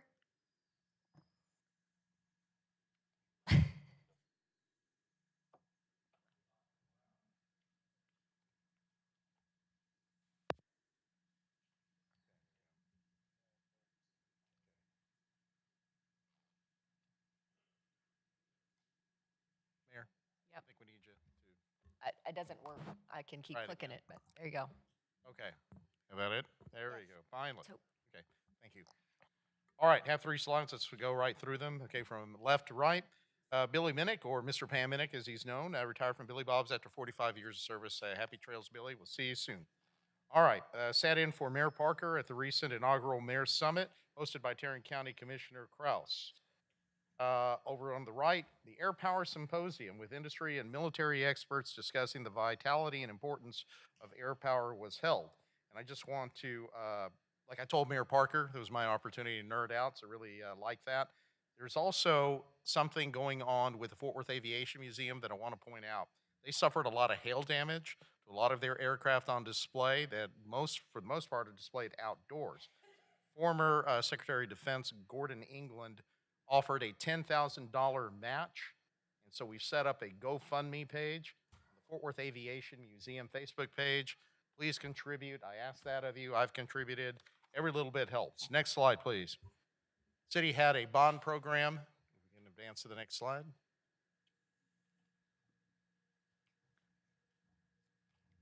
All right, there we go. City had its 2026 bond program over in the Diamond Hill Community Center. It went well.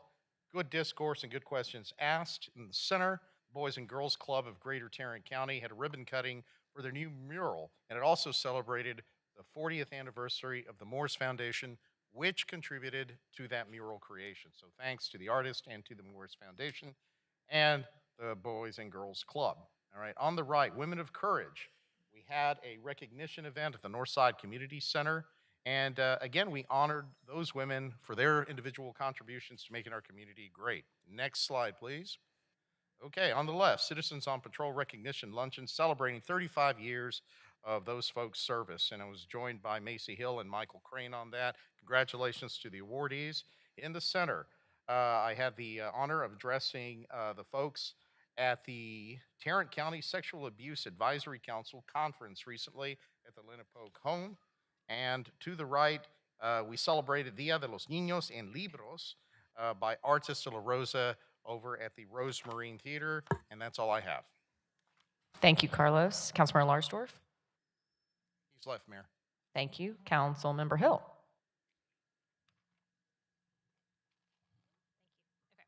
Just one quick shout out to Dickies Arena for being nominated for Arena of the Year by the Academy of Country Music for the 61st Academy of Country Music Awards. This is the 5th year that we have been nominated, and the awards will be held in Las Vegas on May 17th. We want to wish Matt Homan and the entire Dickies team luck. This is a really big deal for us.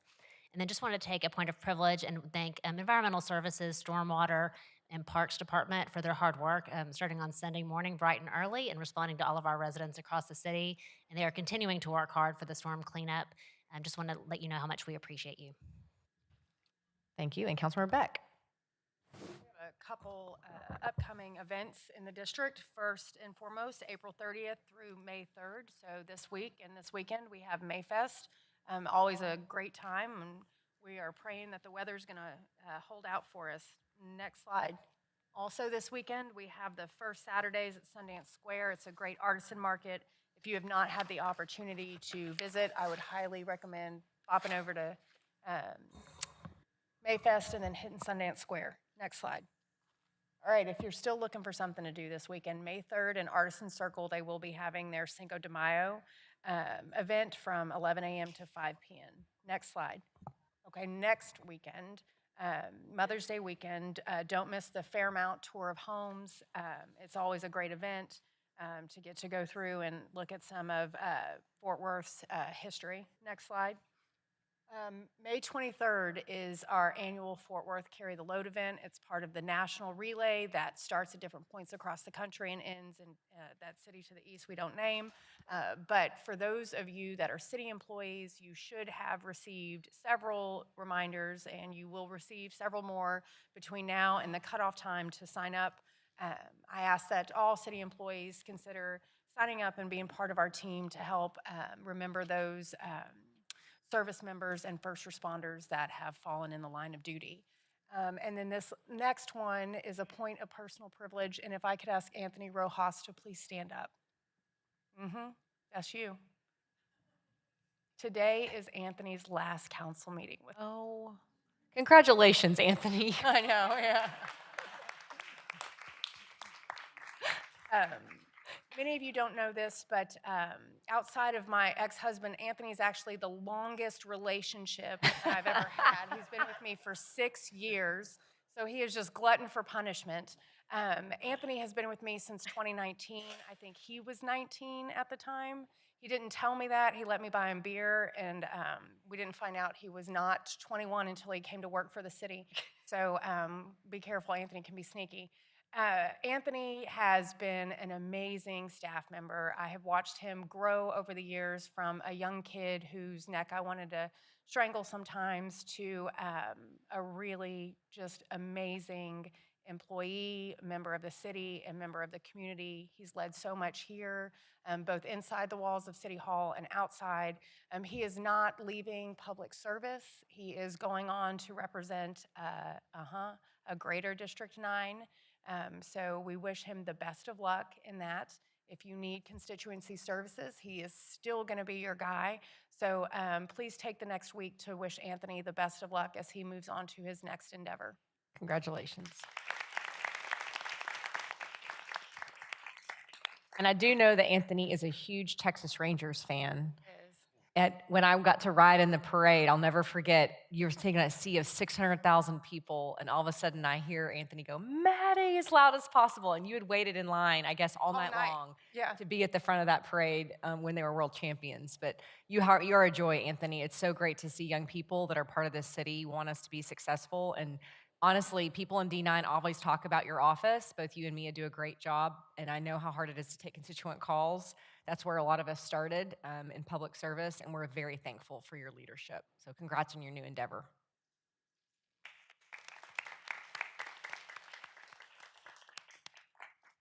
Next will be item 26-5904, board appointments from District 3. Councilmember Crane. Yes, Mayor, Council, request your consideration to reappoint the following individual to the board below with the term effective April 28th, 2026 and ending October 1st, 2027. Chelsea Griffith, first term, Park and Recreation Advisory Board. Motion and a second. Council, please vote.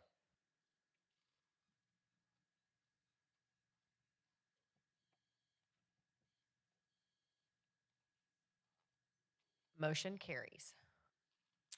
Next will be 26-5914. Motion and a second. Council, please vote.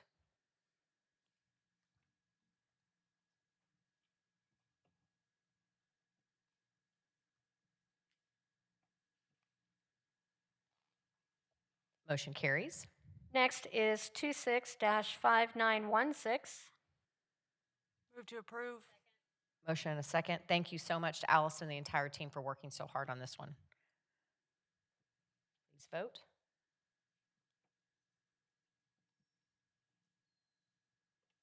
Motion carries. Next is 26-5930. Motion and a second. Please vote.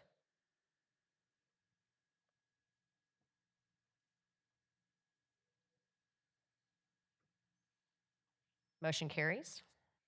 Next is 26-5932. Motion and a second. Council, please vote.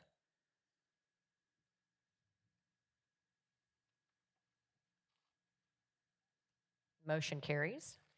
Next is 26-5933. Motion and a second. Please vote.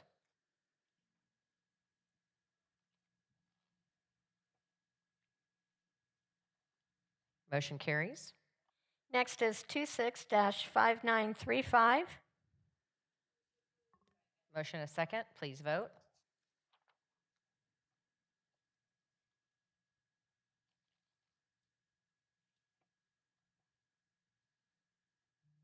Motion carries. Next is 26-5937.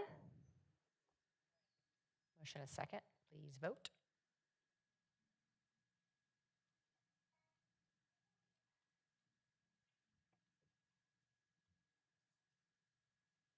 Motion carries.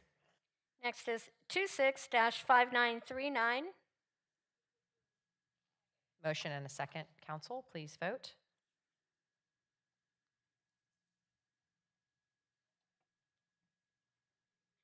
Motion carries. Next is 26-5941. Motion and a second. Please vote.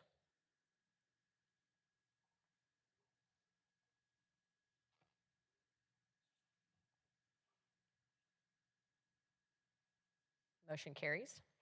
Next is 26-5943. Motion and a second. Please vote.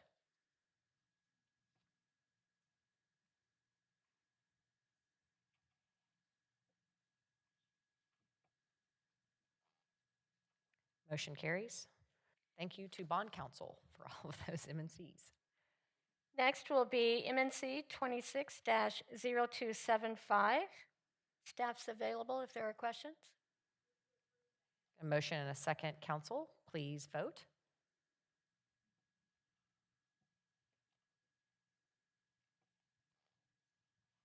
Motion carries. Next is MNC 26-0286. Motion and a second, council. Please vote.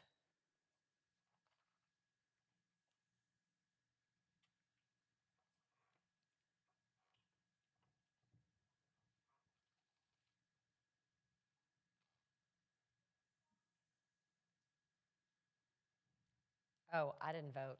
Sorry. Motion carries. There we go. Next is MNC 26-0319. Okay, entertain a motion. We have one speaker. Oh, it's but only if that- there's opposition. To my knowledge, there is none. Councilor Nettles. Motion and a second. Please vote.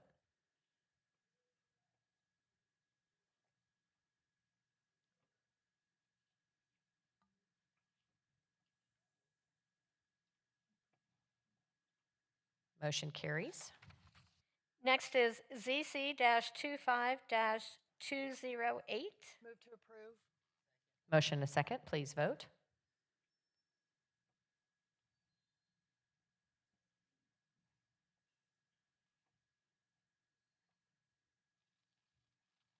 Motion carries. Next is ZC-25-185. We have two speakers on this item, council. The first is Joe Panasasi, and Adrian Smith is the second speaker.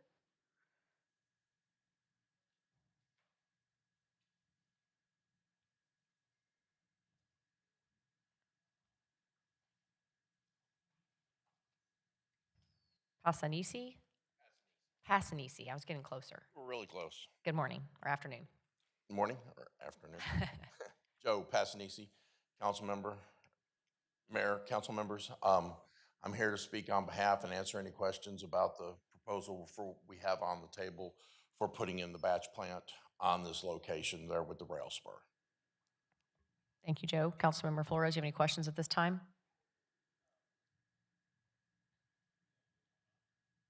Yep.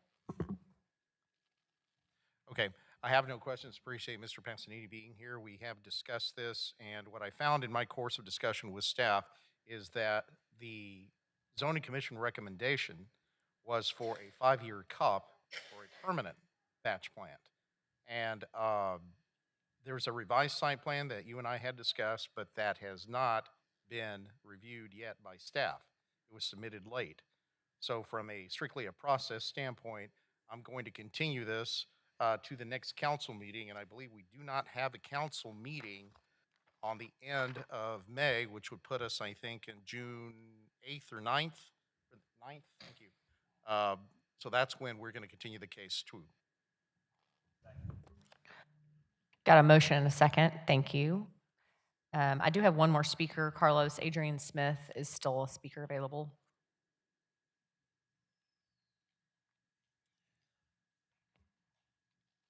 So it's good to hear that there is a continuation concerning this particular matter. It's a proposed concrete batch plant. Concrete plants pose significant health and environmental dangers, primarily through the release of dust containing crystalline silica. It's a known cause of lung damage, silicosis, and cancer. So as we've heard, the applicant was just up here and he offered to give, answers to questions if you all had any, but it's going to be a continuation. And the council member, he echoed that they've already had a discussion, but my question to the council member, has this discussion been had with the community as a whole?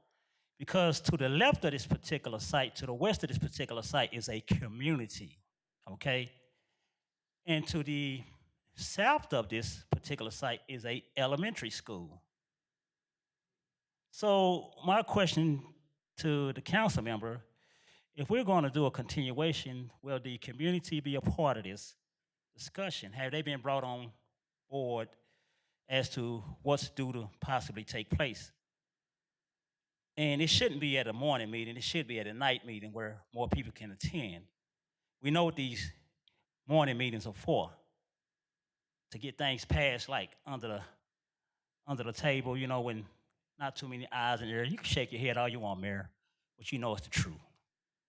However, Mr. Councilmember Flores, if you're going to give this applicant more time, please include the community, the district that you represented. You have been representing for the last, 10 plus years. I might got my timeline wrong, but please include the community.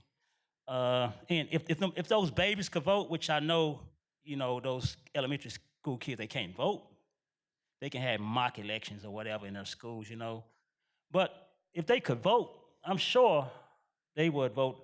There'll be a no vote. I'm sure they want their livelihoods to continue, you know. They want to become adults like we have become adults, you know. So please, I'm asking. And it's up to the media. The media, you all are always here. Please do a story on this, or, you know, say something about it, because it's wrong. It's not going to benefit anyone but the applicant, the business. I'm against it. I will be at the next meeting whenever you do decide to bring this back up. I will be watching. I will be waiting. Thank you. Mayor, Yes, Councilmember Flores. I reiterate my motion again to continue this case to the next council meeting, June 9th. And the nearby communities and organizations have been notified as required for our notification. And that said community is more than 300 feet away from the site, which is above the state requirement. And the school is at least 1,200 feet away, again, above the state requirement. We are all looking at that. Staff is looking at it. We're going to review the site plan. Therefore, my motion stands. Thank you, Carlos. Councilmember Flores, we have a motion and a second. Please vote.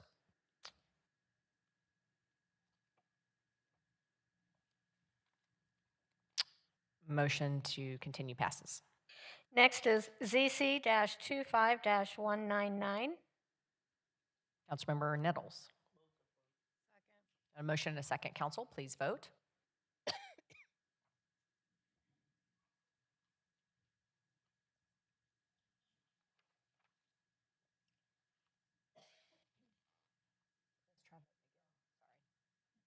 Motion carries. Next is ZC-26-009.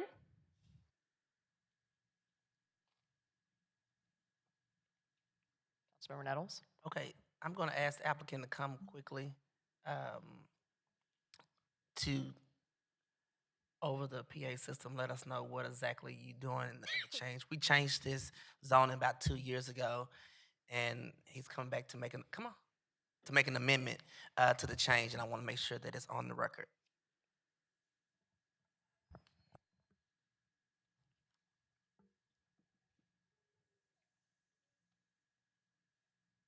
Good afternoon. My name is Vernon McCoy. I'm the owner of the property. I had this property rezoned about 2 years ago, and it's just one of the things that I've been working on. I live in that community, and I'm trying to do something. I'm trying to do something to help my community, and I'm trying to put something there where I can get other people involved with it to run businesses in our community. But it's just been a little bit kind of difficult for me to do that. And so what I'm trying to do with asking for a rezoning is to allow other businesses that's willing to come to that community to work. And I'll be happy to answer any questions anyone have. What business are you reaching out to? I want to be specific, please. Well, I've been reaching out to restaurants to try to come to that area. Someone that can run some type of supermarket for that area. But the only ones that I have been able to get in contact that's willing to come to that area have been things like hair salons, barbershops, mechanical shops. Okay. All right, thank you. What I'm gonna do is, I thought it was gonna be a little bit more clear, but I'm not clear. So I'm gonna continue this case to, do we have zoning, next month, the 1st, the 12th? We don't have it in May? Oh, wow. I'm gonna have to continue this to, I'm not getting what I need, to June 9th. Because I wanna make sure the community knows exactly what you're trying to propose, and I know exactly what you're trying to propose. And it's not, you're not giving me a clear answer on that. Sure. I did have I'm a member of the Glencrest Civil Yes, League, sir. and I have talked with my president and the former president of this. So I'm more than happy to let you talk with them. Right. All right, thank you. That's my motion. Got a motion and a second, council? I'm sorry, I don't have a second yet. Motion and a second, please vote.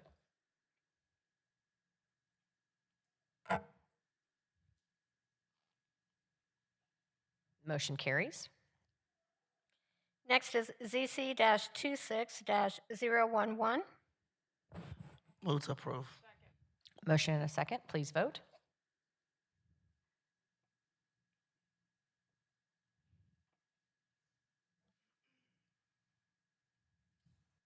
Motion carries. Next is ZC-26-015. Councilmember Peoples, we have one speaker on this item, Cesar Gonzalez.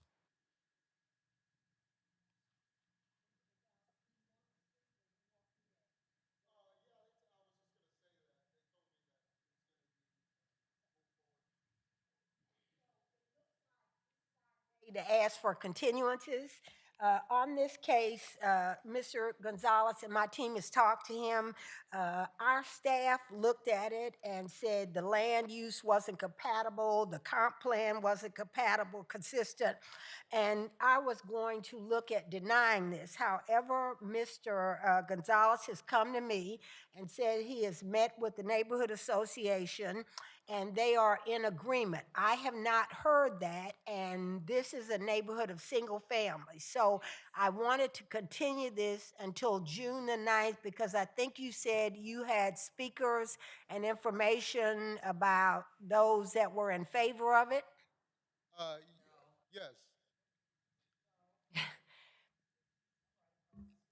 Oh, so they are not here, Mayor, to speak on it. And so I'm going to ask that we continue this case until June the 9th, until I can hear from the neighborhood associations about their wishes. And so I think you're in agreement with that, Mr. Gonzalez? Yeah, that'll be fine. Okay. Got a motion and a second, council. Please vote.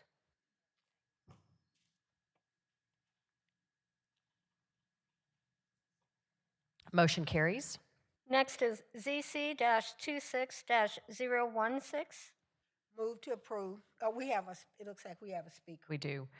Mary Nell Poole is here only if there's opposition. My knowledge there is none. So you're good, Deborah. A move to approve. Motion and a second. Please vote.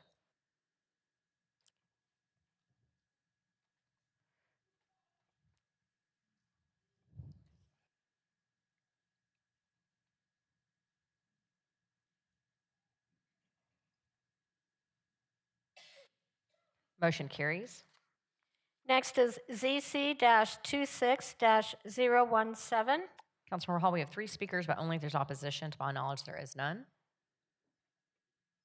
Try that again, just a second. There you go. Okay.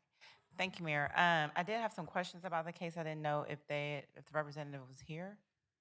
Is Wesley Berlin, Trey Williams, or Brad Denson present? Great. Come on down.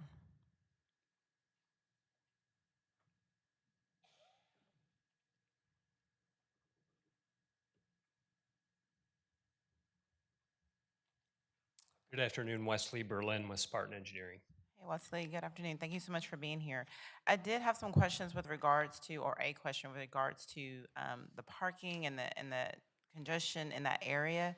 There's just been some concern raised with regards to, because it is such a small tract of land and the way that, I guess, I would say patrons are moving in and out of that area now with regards to the coffee shop and the apartment complexes that are adjacent.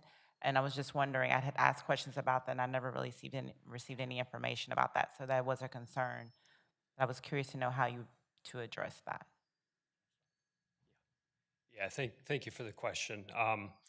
Really, the configuration of this site has kind of been set up already with how the lot has been developed. So essentially, the cross-access drives to and from this property, to and from the parking lot, really are already established the way they are. I'll say from a traffic generation standpoint, AutoZone being a retail use would certainly be a lower traffic generator than several other potential uses that could go there. So I think given the surrounding layout that this site is really is set, the fact that our traffic generation would be significantly less, I think that's probably the main Um, reasons why we think it's appropriate. Okay, I guess, I was under the impression that there was going to be more information with regards to just, I guess, more details about that, and that was expressed as a concern that I believe zoning had to this request as well. I would like to continue this zoning case as well so that we can have more information or more confirmation that there's not going to be an issue about it. So that would also, I guess, be in line with most people are doing today. So I would like to make a motion to continue ZC 26017 until June 9th. A motion and a second. Oh, Councilmember Hall, are you good?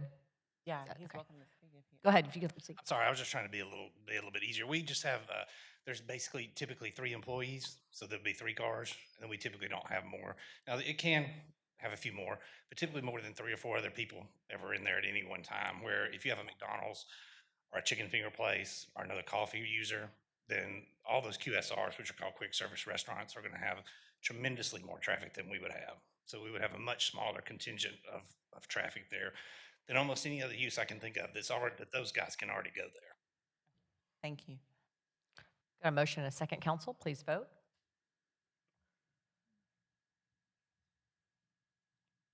Motion continues. Next item is ZC-26-019. Councilmember Beck. Motion and a second, please vote.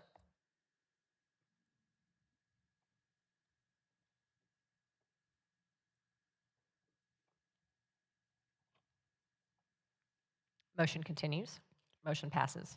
Sorry, I'm hungry. Next item is ZC-26-020. Motion and a second, please vote.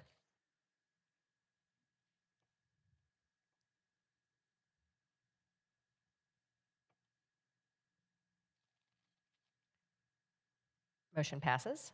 Next is ZC-26-028. Motion and a second, please vote.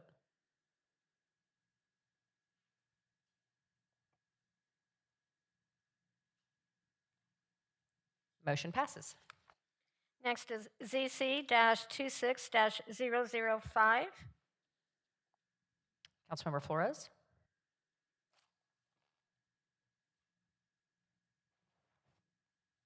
All right, there we go. I move to approve the recommendation by the zoning commission as amended for exterior lighting to face inward onto the site and all motion sensor security lights to turn off after a maximum of 3 minutes. Motion, a second. Council, please vote.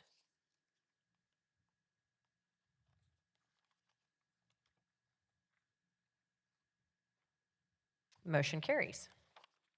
Mayor and council, that concludes all of the action items and gets us to public comments. Thank you, Jeanette. Our first public comment speaker is Conley Brewer, followed by George Childs.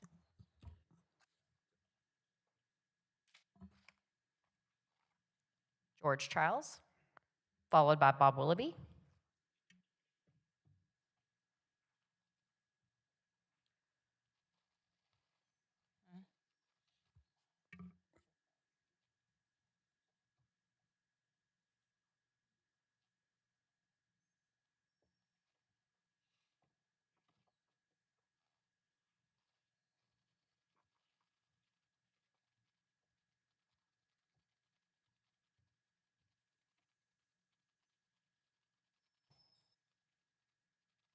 Well, you're not going to start the clock on me until I get to the podium. I don't know what I've got that Adrian didn't have the last meeting. On February 24th, at screen time 36 minutes 58 seconds, Bob appeared to have a video shown. The following took place. The mayor said, quote, "Unfortunately, Bob, your video is not going to be played this afternoon. If you'd like for Leanne to explain why, I'll be happy to have her," unquote. At that point, Bob interjected with, quote, "Now, why couldn't you explain to me why in the last 2 days, if it was dropped off, you had Friday, Monday, no email, nothing, why? You know why it wasn't played," unquote. The mayor interjected with, quote, "Leanne," unquote. Bob counter interjected with, quote, "People go to my website, fwdistrict5.com. They don't want you to see something. That is all the reasons in the world you should want to see it. Somebody left their phone up here, unquote. The city attorney ventured forth with, "I did send you an email," unquote. Bob then began salvaging what was left of his 3 minutes. I now offer this analysis. Beginning with the mayor's "unfortunately," her intention was to trap Bob into a reaction that would ultimately cause him to be banned again. The reason that she would be glad to get the city attorney into this and tried twice to do so was that Bob saying one word to a member of staff would be grounds for his removal from the meeting, as paragraphs 5 and 6 of the first provided document, Rule of Conduct 5423D, will clearly show. It is my interpretation of these events too noirish to be possible. Out of several examples, I offer that on November 7th, 2023, the John T. White Neighborhood Association thought the mayor's enmity for Bob was strong enough to seriously suggest that he be banned from meetings for life. The mayor had on February 8th, 2022, allowed the spokesman for this to go off topic when the new topic was $70,000 more a year for her. The city sent an email giving reasons for refusal was sent. Bob says he never got it.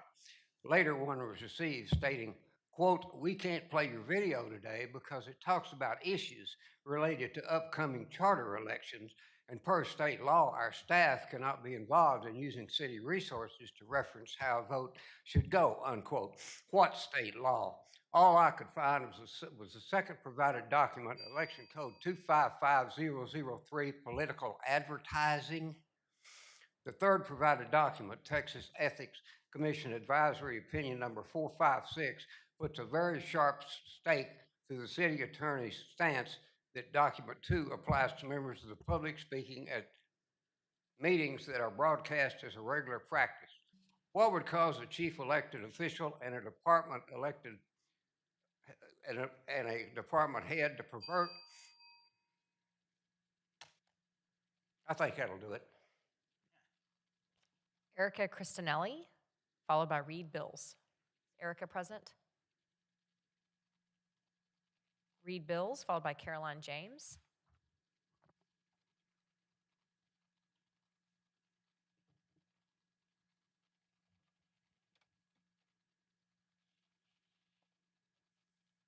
I have spoken here several times asking for information as to who is investigating and enforcing violations of our anti-discrimination policy, now that you have dissolved the Diversity and Inclusion Department.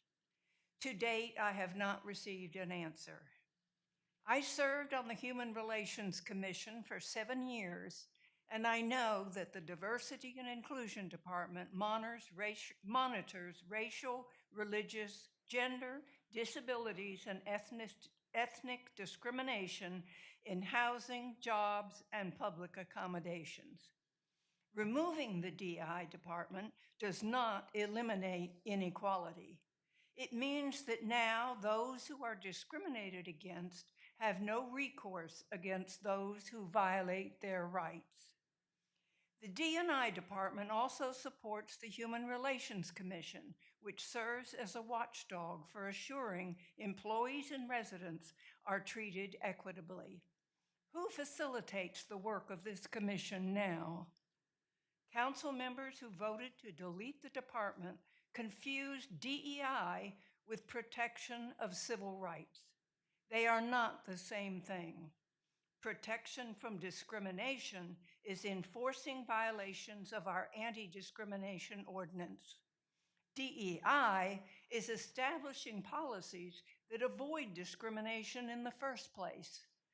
Fort Worth needs both. Our next speaker is Chris Wood, followed by Caroline James. Sorry, Chris, I missed you the first time.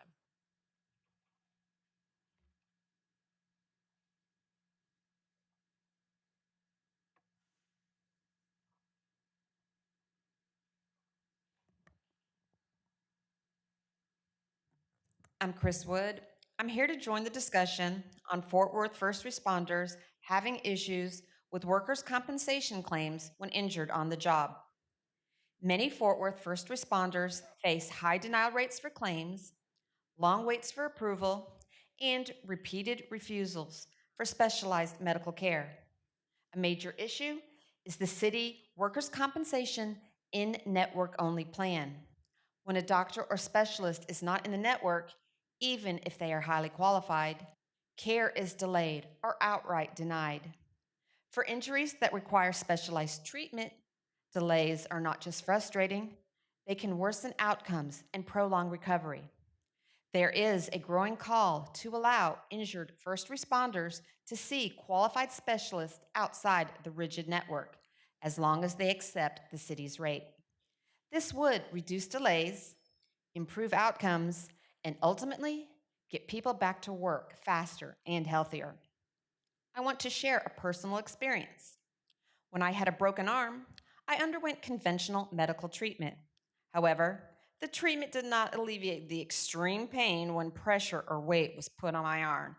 So, I turned to an extended water-only fast under the guidance of a coach. Friends paid for this because my insurance would not. Fasting indeed brought relief to my pain. I'm sharing this experience not to give medical advice, but to make a larger point. People seek alternative solutions if the system fails them.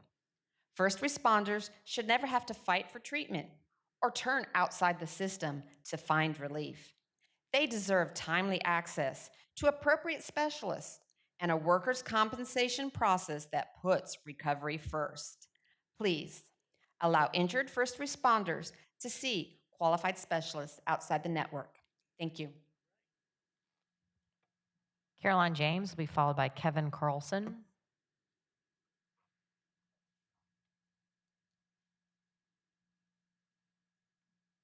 Oh, sorry, Caroline and then Kevin. I confused you. I'm so sorry. If you really want to go, you can. Good afternoon, Mayor Parker and council members. My name is Caroline James, and I'm here to provide you with an update on Literacy Roundup. I'm so pleased to share that we've already begun screening students at libraries. Javier Rodriguez has been so helpful in coordinating screenings at 5 libraries. We have provided free screenings for students at Diamond Hill, East Regional, Southwest Regional, North Side Branch libraries, and we have 2 more dates, May 9th and May 16th at Vivian J. Lincoln Library. Literacy Roundup continues to work hard for students who are struggling. Students like this middle school student. She's starting to get in trouble because she'd rather be in trouble than be the kid in her class who can't read. Her mom found us on Facebook, desperate for help. She now has one of our advocates supporting her through the process at her school, and she'll be back on track. In summer of 2025, the Literacy Roundup team screened over 400 students. Thank you to Councilwoman Hall, Councilwoman Beck, and Martinez, and Mayor Parker for visiting us. I'm so pleased to share with you that this summer, after meeting with Eric Lopez, Nick Dietering, and Monique Hill, Literacy Roundup will be in 13 community centers. So there's the map. We will be all over the place. We will be at, let's see, the community centers we will serve are Chisholm Trail, Como, Thomas Place, Eugene McRae, Hanley Meadowbrook, Martin Luther King, Tatiana Carr Jefferson, Andrew Doc Sessions, Northside, Betsy Price, Highland Hills, Victory Forest, and Fire Station. And I visited them all this week. That means we'll screen over 1,000 students in Fort Worth for dyslexia. Equally important, we will partner with families with students at risk for dyslexia and ensure that they are connected with important services at their schools. The city's efforts are critically important for the future of our city. When a child struggles to read and falls behind their peers, they know it. Their peers know it. School stops being a place of safety and learning. Finding and serving students with dyslexia well is not an easy challenge, and Fort Worth's literacy challenges are not unique. But with your leadership and example, extraordinary things are happening. I invite each of you to visit us this spring at Vivian J. Lincoln Library, May 9th or 16th, and definitely this summer at the community centers in your district. Please also mark your calendars for July 14th at 5:30. We will be at Fort Worth STEAM Academy doing a dyslexia simulation. It's a powerful experience, and I would hope that you could attend. Thank you for prioritizing literacy. A world-class city must be built on a world-class education system, and that starts with literacy at the foundation for every child's success and future opportunity. I might have stolen that quote from you, Mayor Parker. Thank you for this opportunity to serve students so well. It is a privilege that I take very seriously. Our next speaker is Kevin Carlson, followed by Adrian Smith, and then James Smith. Good afternoon, Mayor Parker and Council. My name is Kevin Carlson. I'm a resident of Liberty Crossing in North Fort Worth District 10. Thank you, Mayor Parker, for doing what you can with my community concerns regarding the 7-Eleven construction site at the southwest corner of Heritage Trace and Blue Mound Road. The 7-Eleven site is going to have an impact on property values and peace of mind, of my fellow residents. With this in mind, my request today is for the mayor's office and council to rezone the commercial parcels to the north of that at the northwest corner of Heritage Trace and Blue Mound Road. The addresses of these parcels are 9261, 9261, 9491, 9399, and 9431 Blue Mound Road. Please help with rezoning these parcels to ER Neighborhood Commercial Restricted. Proximity of these parcels to homes are very close to homes and children. This would allow family-friendly commercial uses. Mayor, I will email additional information to your staff. Thank you. Thank you, Mr. Carlson. Adrian Smith.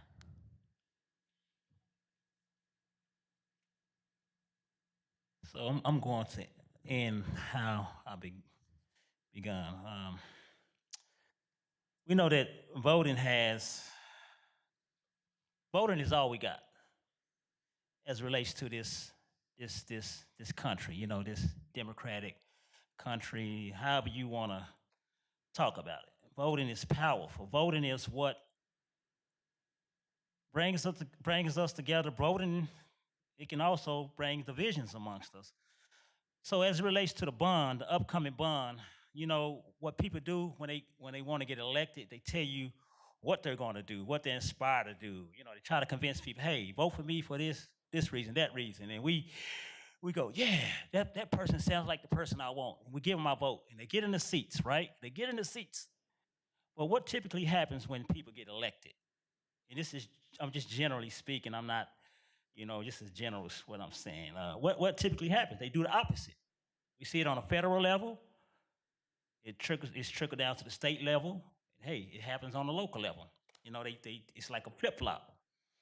So I said it to say this. When it came to this bond election, when the city was doing its rounds, you know, spending time going to these various communities, trying to convince people about why we should support the bond, why didn't you give a presentation as to what you have already done?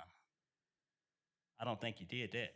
I think you just said, hey, we need you all to support this bond because of XYZ. And I have my receipts, Mayor Parker. Every bond that we've, within the last, let's just say 8 years, because it's been since 2018, we are going to be at $1 billion, Mayor, as it relates to bonds. And you cannot sit here and look me in the eye and tell me that every dollar that was approved went towards the things that the people voted for.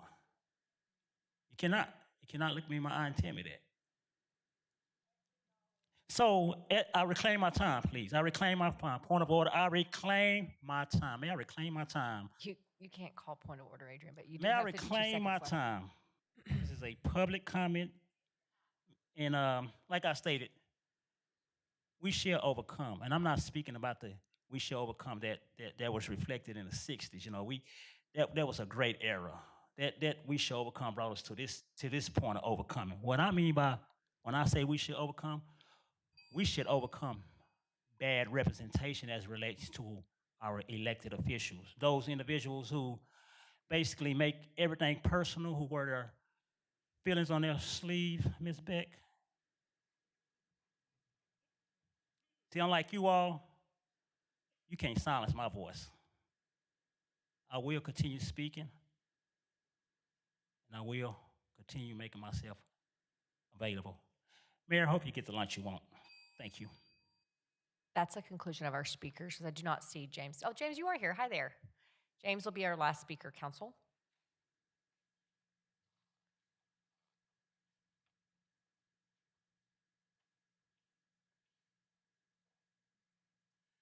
Good afternoon, council. My name is James Smith. I live in District 8.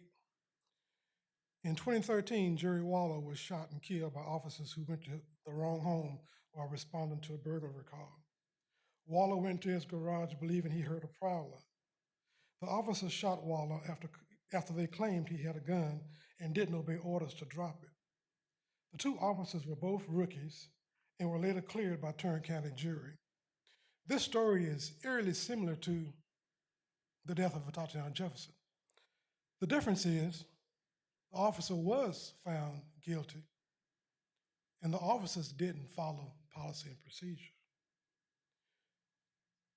Although there was no conviction in this particular case, it took this family 10 years to get some form of accountability. I'm on year number 7, or this family is on year number 7, so I guess we've got 2 more years. I ran across an article in the Fort Worth Weekly. Sometimes I probably need to get off the internet, but I ran across an article in the Fort Worth Weekly, and it's labeled Battlefield, Fort Worth. Do local police need military-style weapons? And as I began to read, it says, with some exceptions, the Fort Worth Police Department is to be trusted. They've maintained composure during protests and have not majorly betrayed the public trust since one former officer fatally shot Tatiana Jefferson in her home. When her name comes up in contexts like this, it strengthens me to come down here and speak to you because she's not forgotten and she won't be forgotten. The case in 2013, you had 2 rookies. The case in 2019 with Tatiana, you had 2 rookies. Change is coming. Slowly, but it's coming. You haven't had a police shooting since 2019 that was deemed unjust. And I commend the city on that. I commend the police department on that. Because before Tatiana got shot, as I've said probably over the past 6 years, 6 people were shot before they shot her. So I'm glad there's a tourniquet on unjust police shootings. But personally, I don't feel, I guess it's the apathy in me, I don't feel that it takes 10 years to correct a wrong. It shouldn't take 10 years to accept accountability when it's been proven by the conviction of the officer, by your $1 million testament of your police department as to whether they were doing right or wrong. So let's continue the change in the proper context. Thank you. Council, at this time, we'll now convene into executive session on the following matters. The City Council will conduct a closed meeting in order to seek the advice of its attorneys as authorized by Section 551.071 of the Texas Government Code. Deliberate concerning real property matters as authorized by Section 551.072 of the Texas Government Code. Deliberate concerning economic development negotiations as authorized by Section 551.087 of the Texas Government Code. And deliberate concerning security as authorized by Section 551.076 and Section 551.089 to the Texas Government Code. Meeting is adjourned.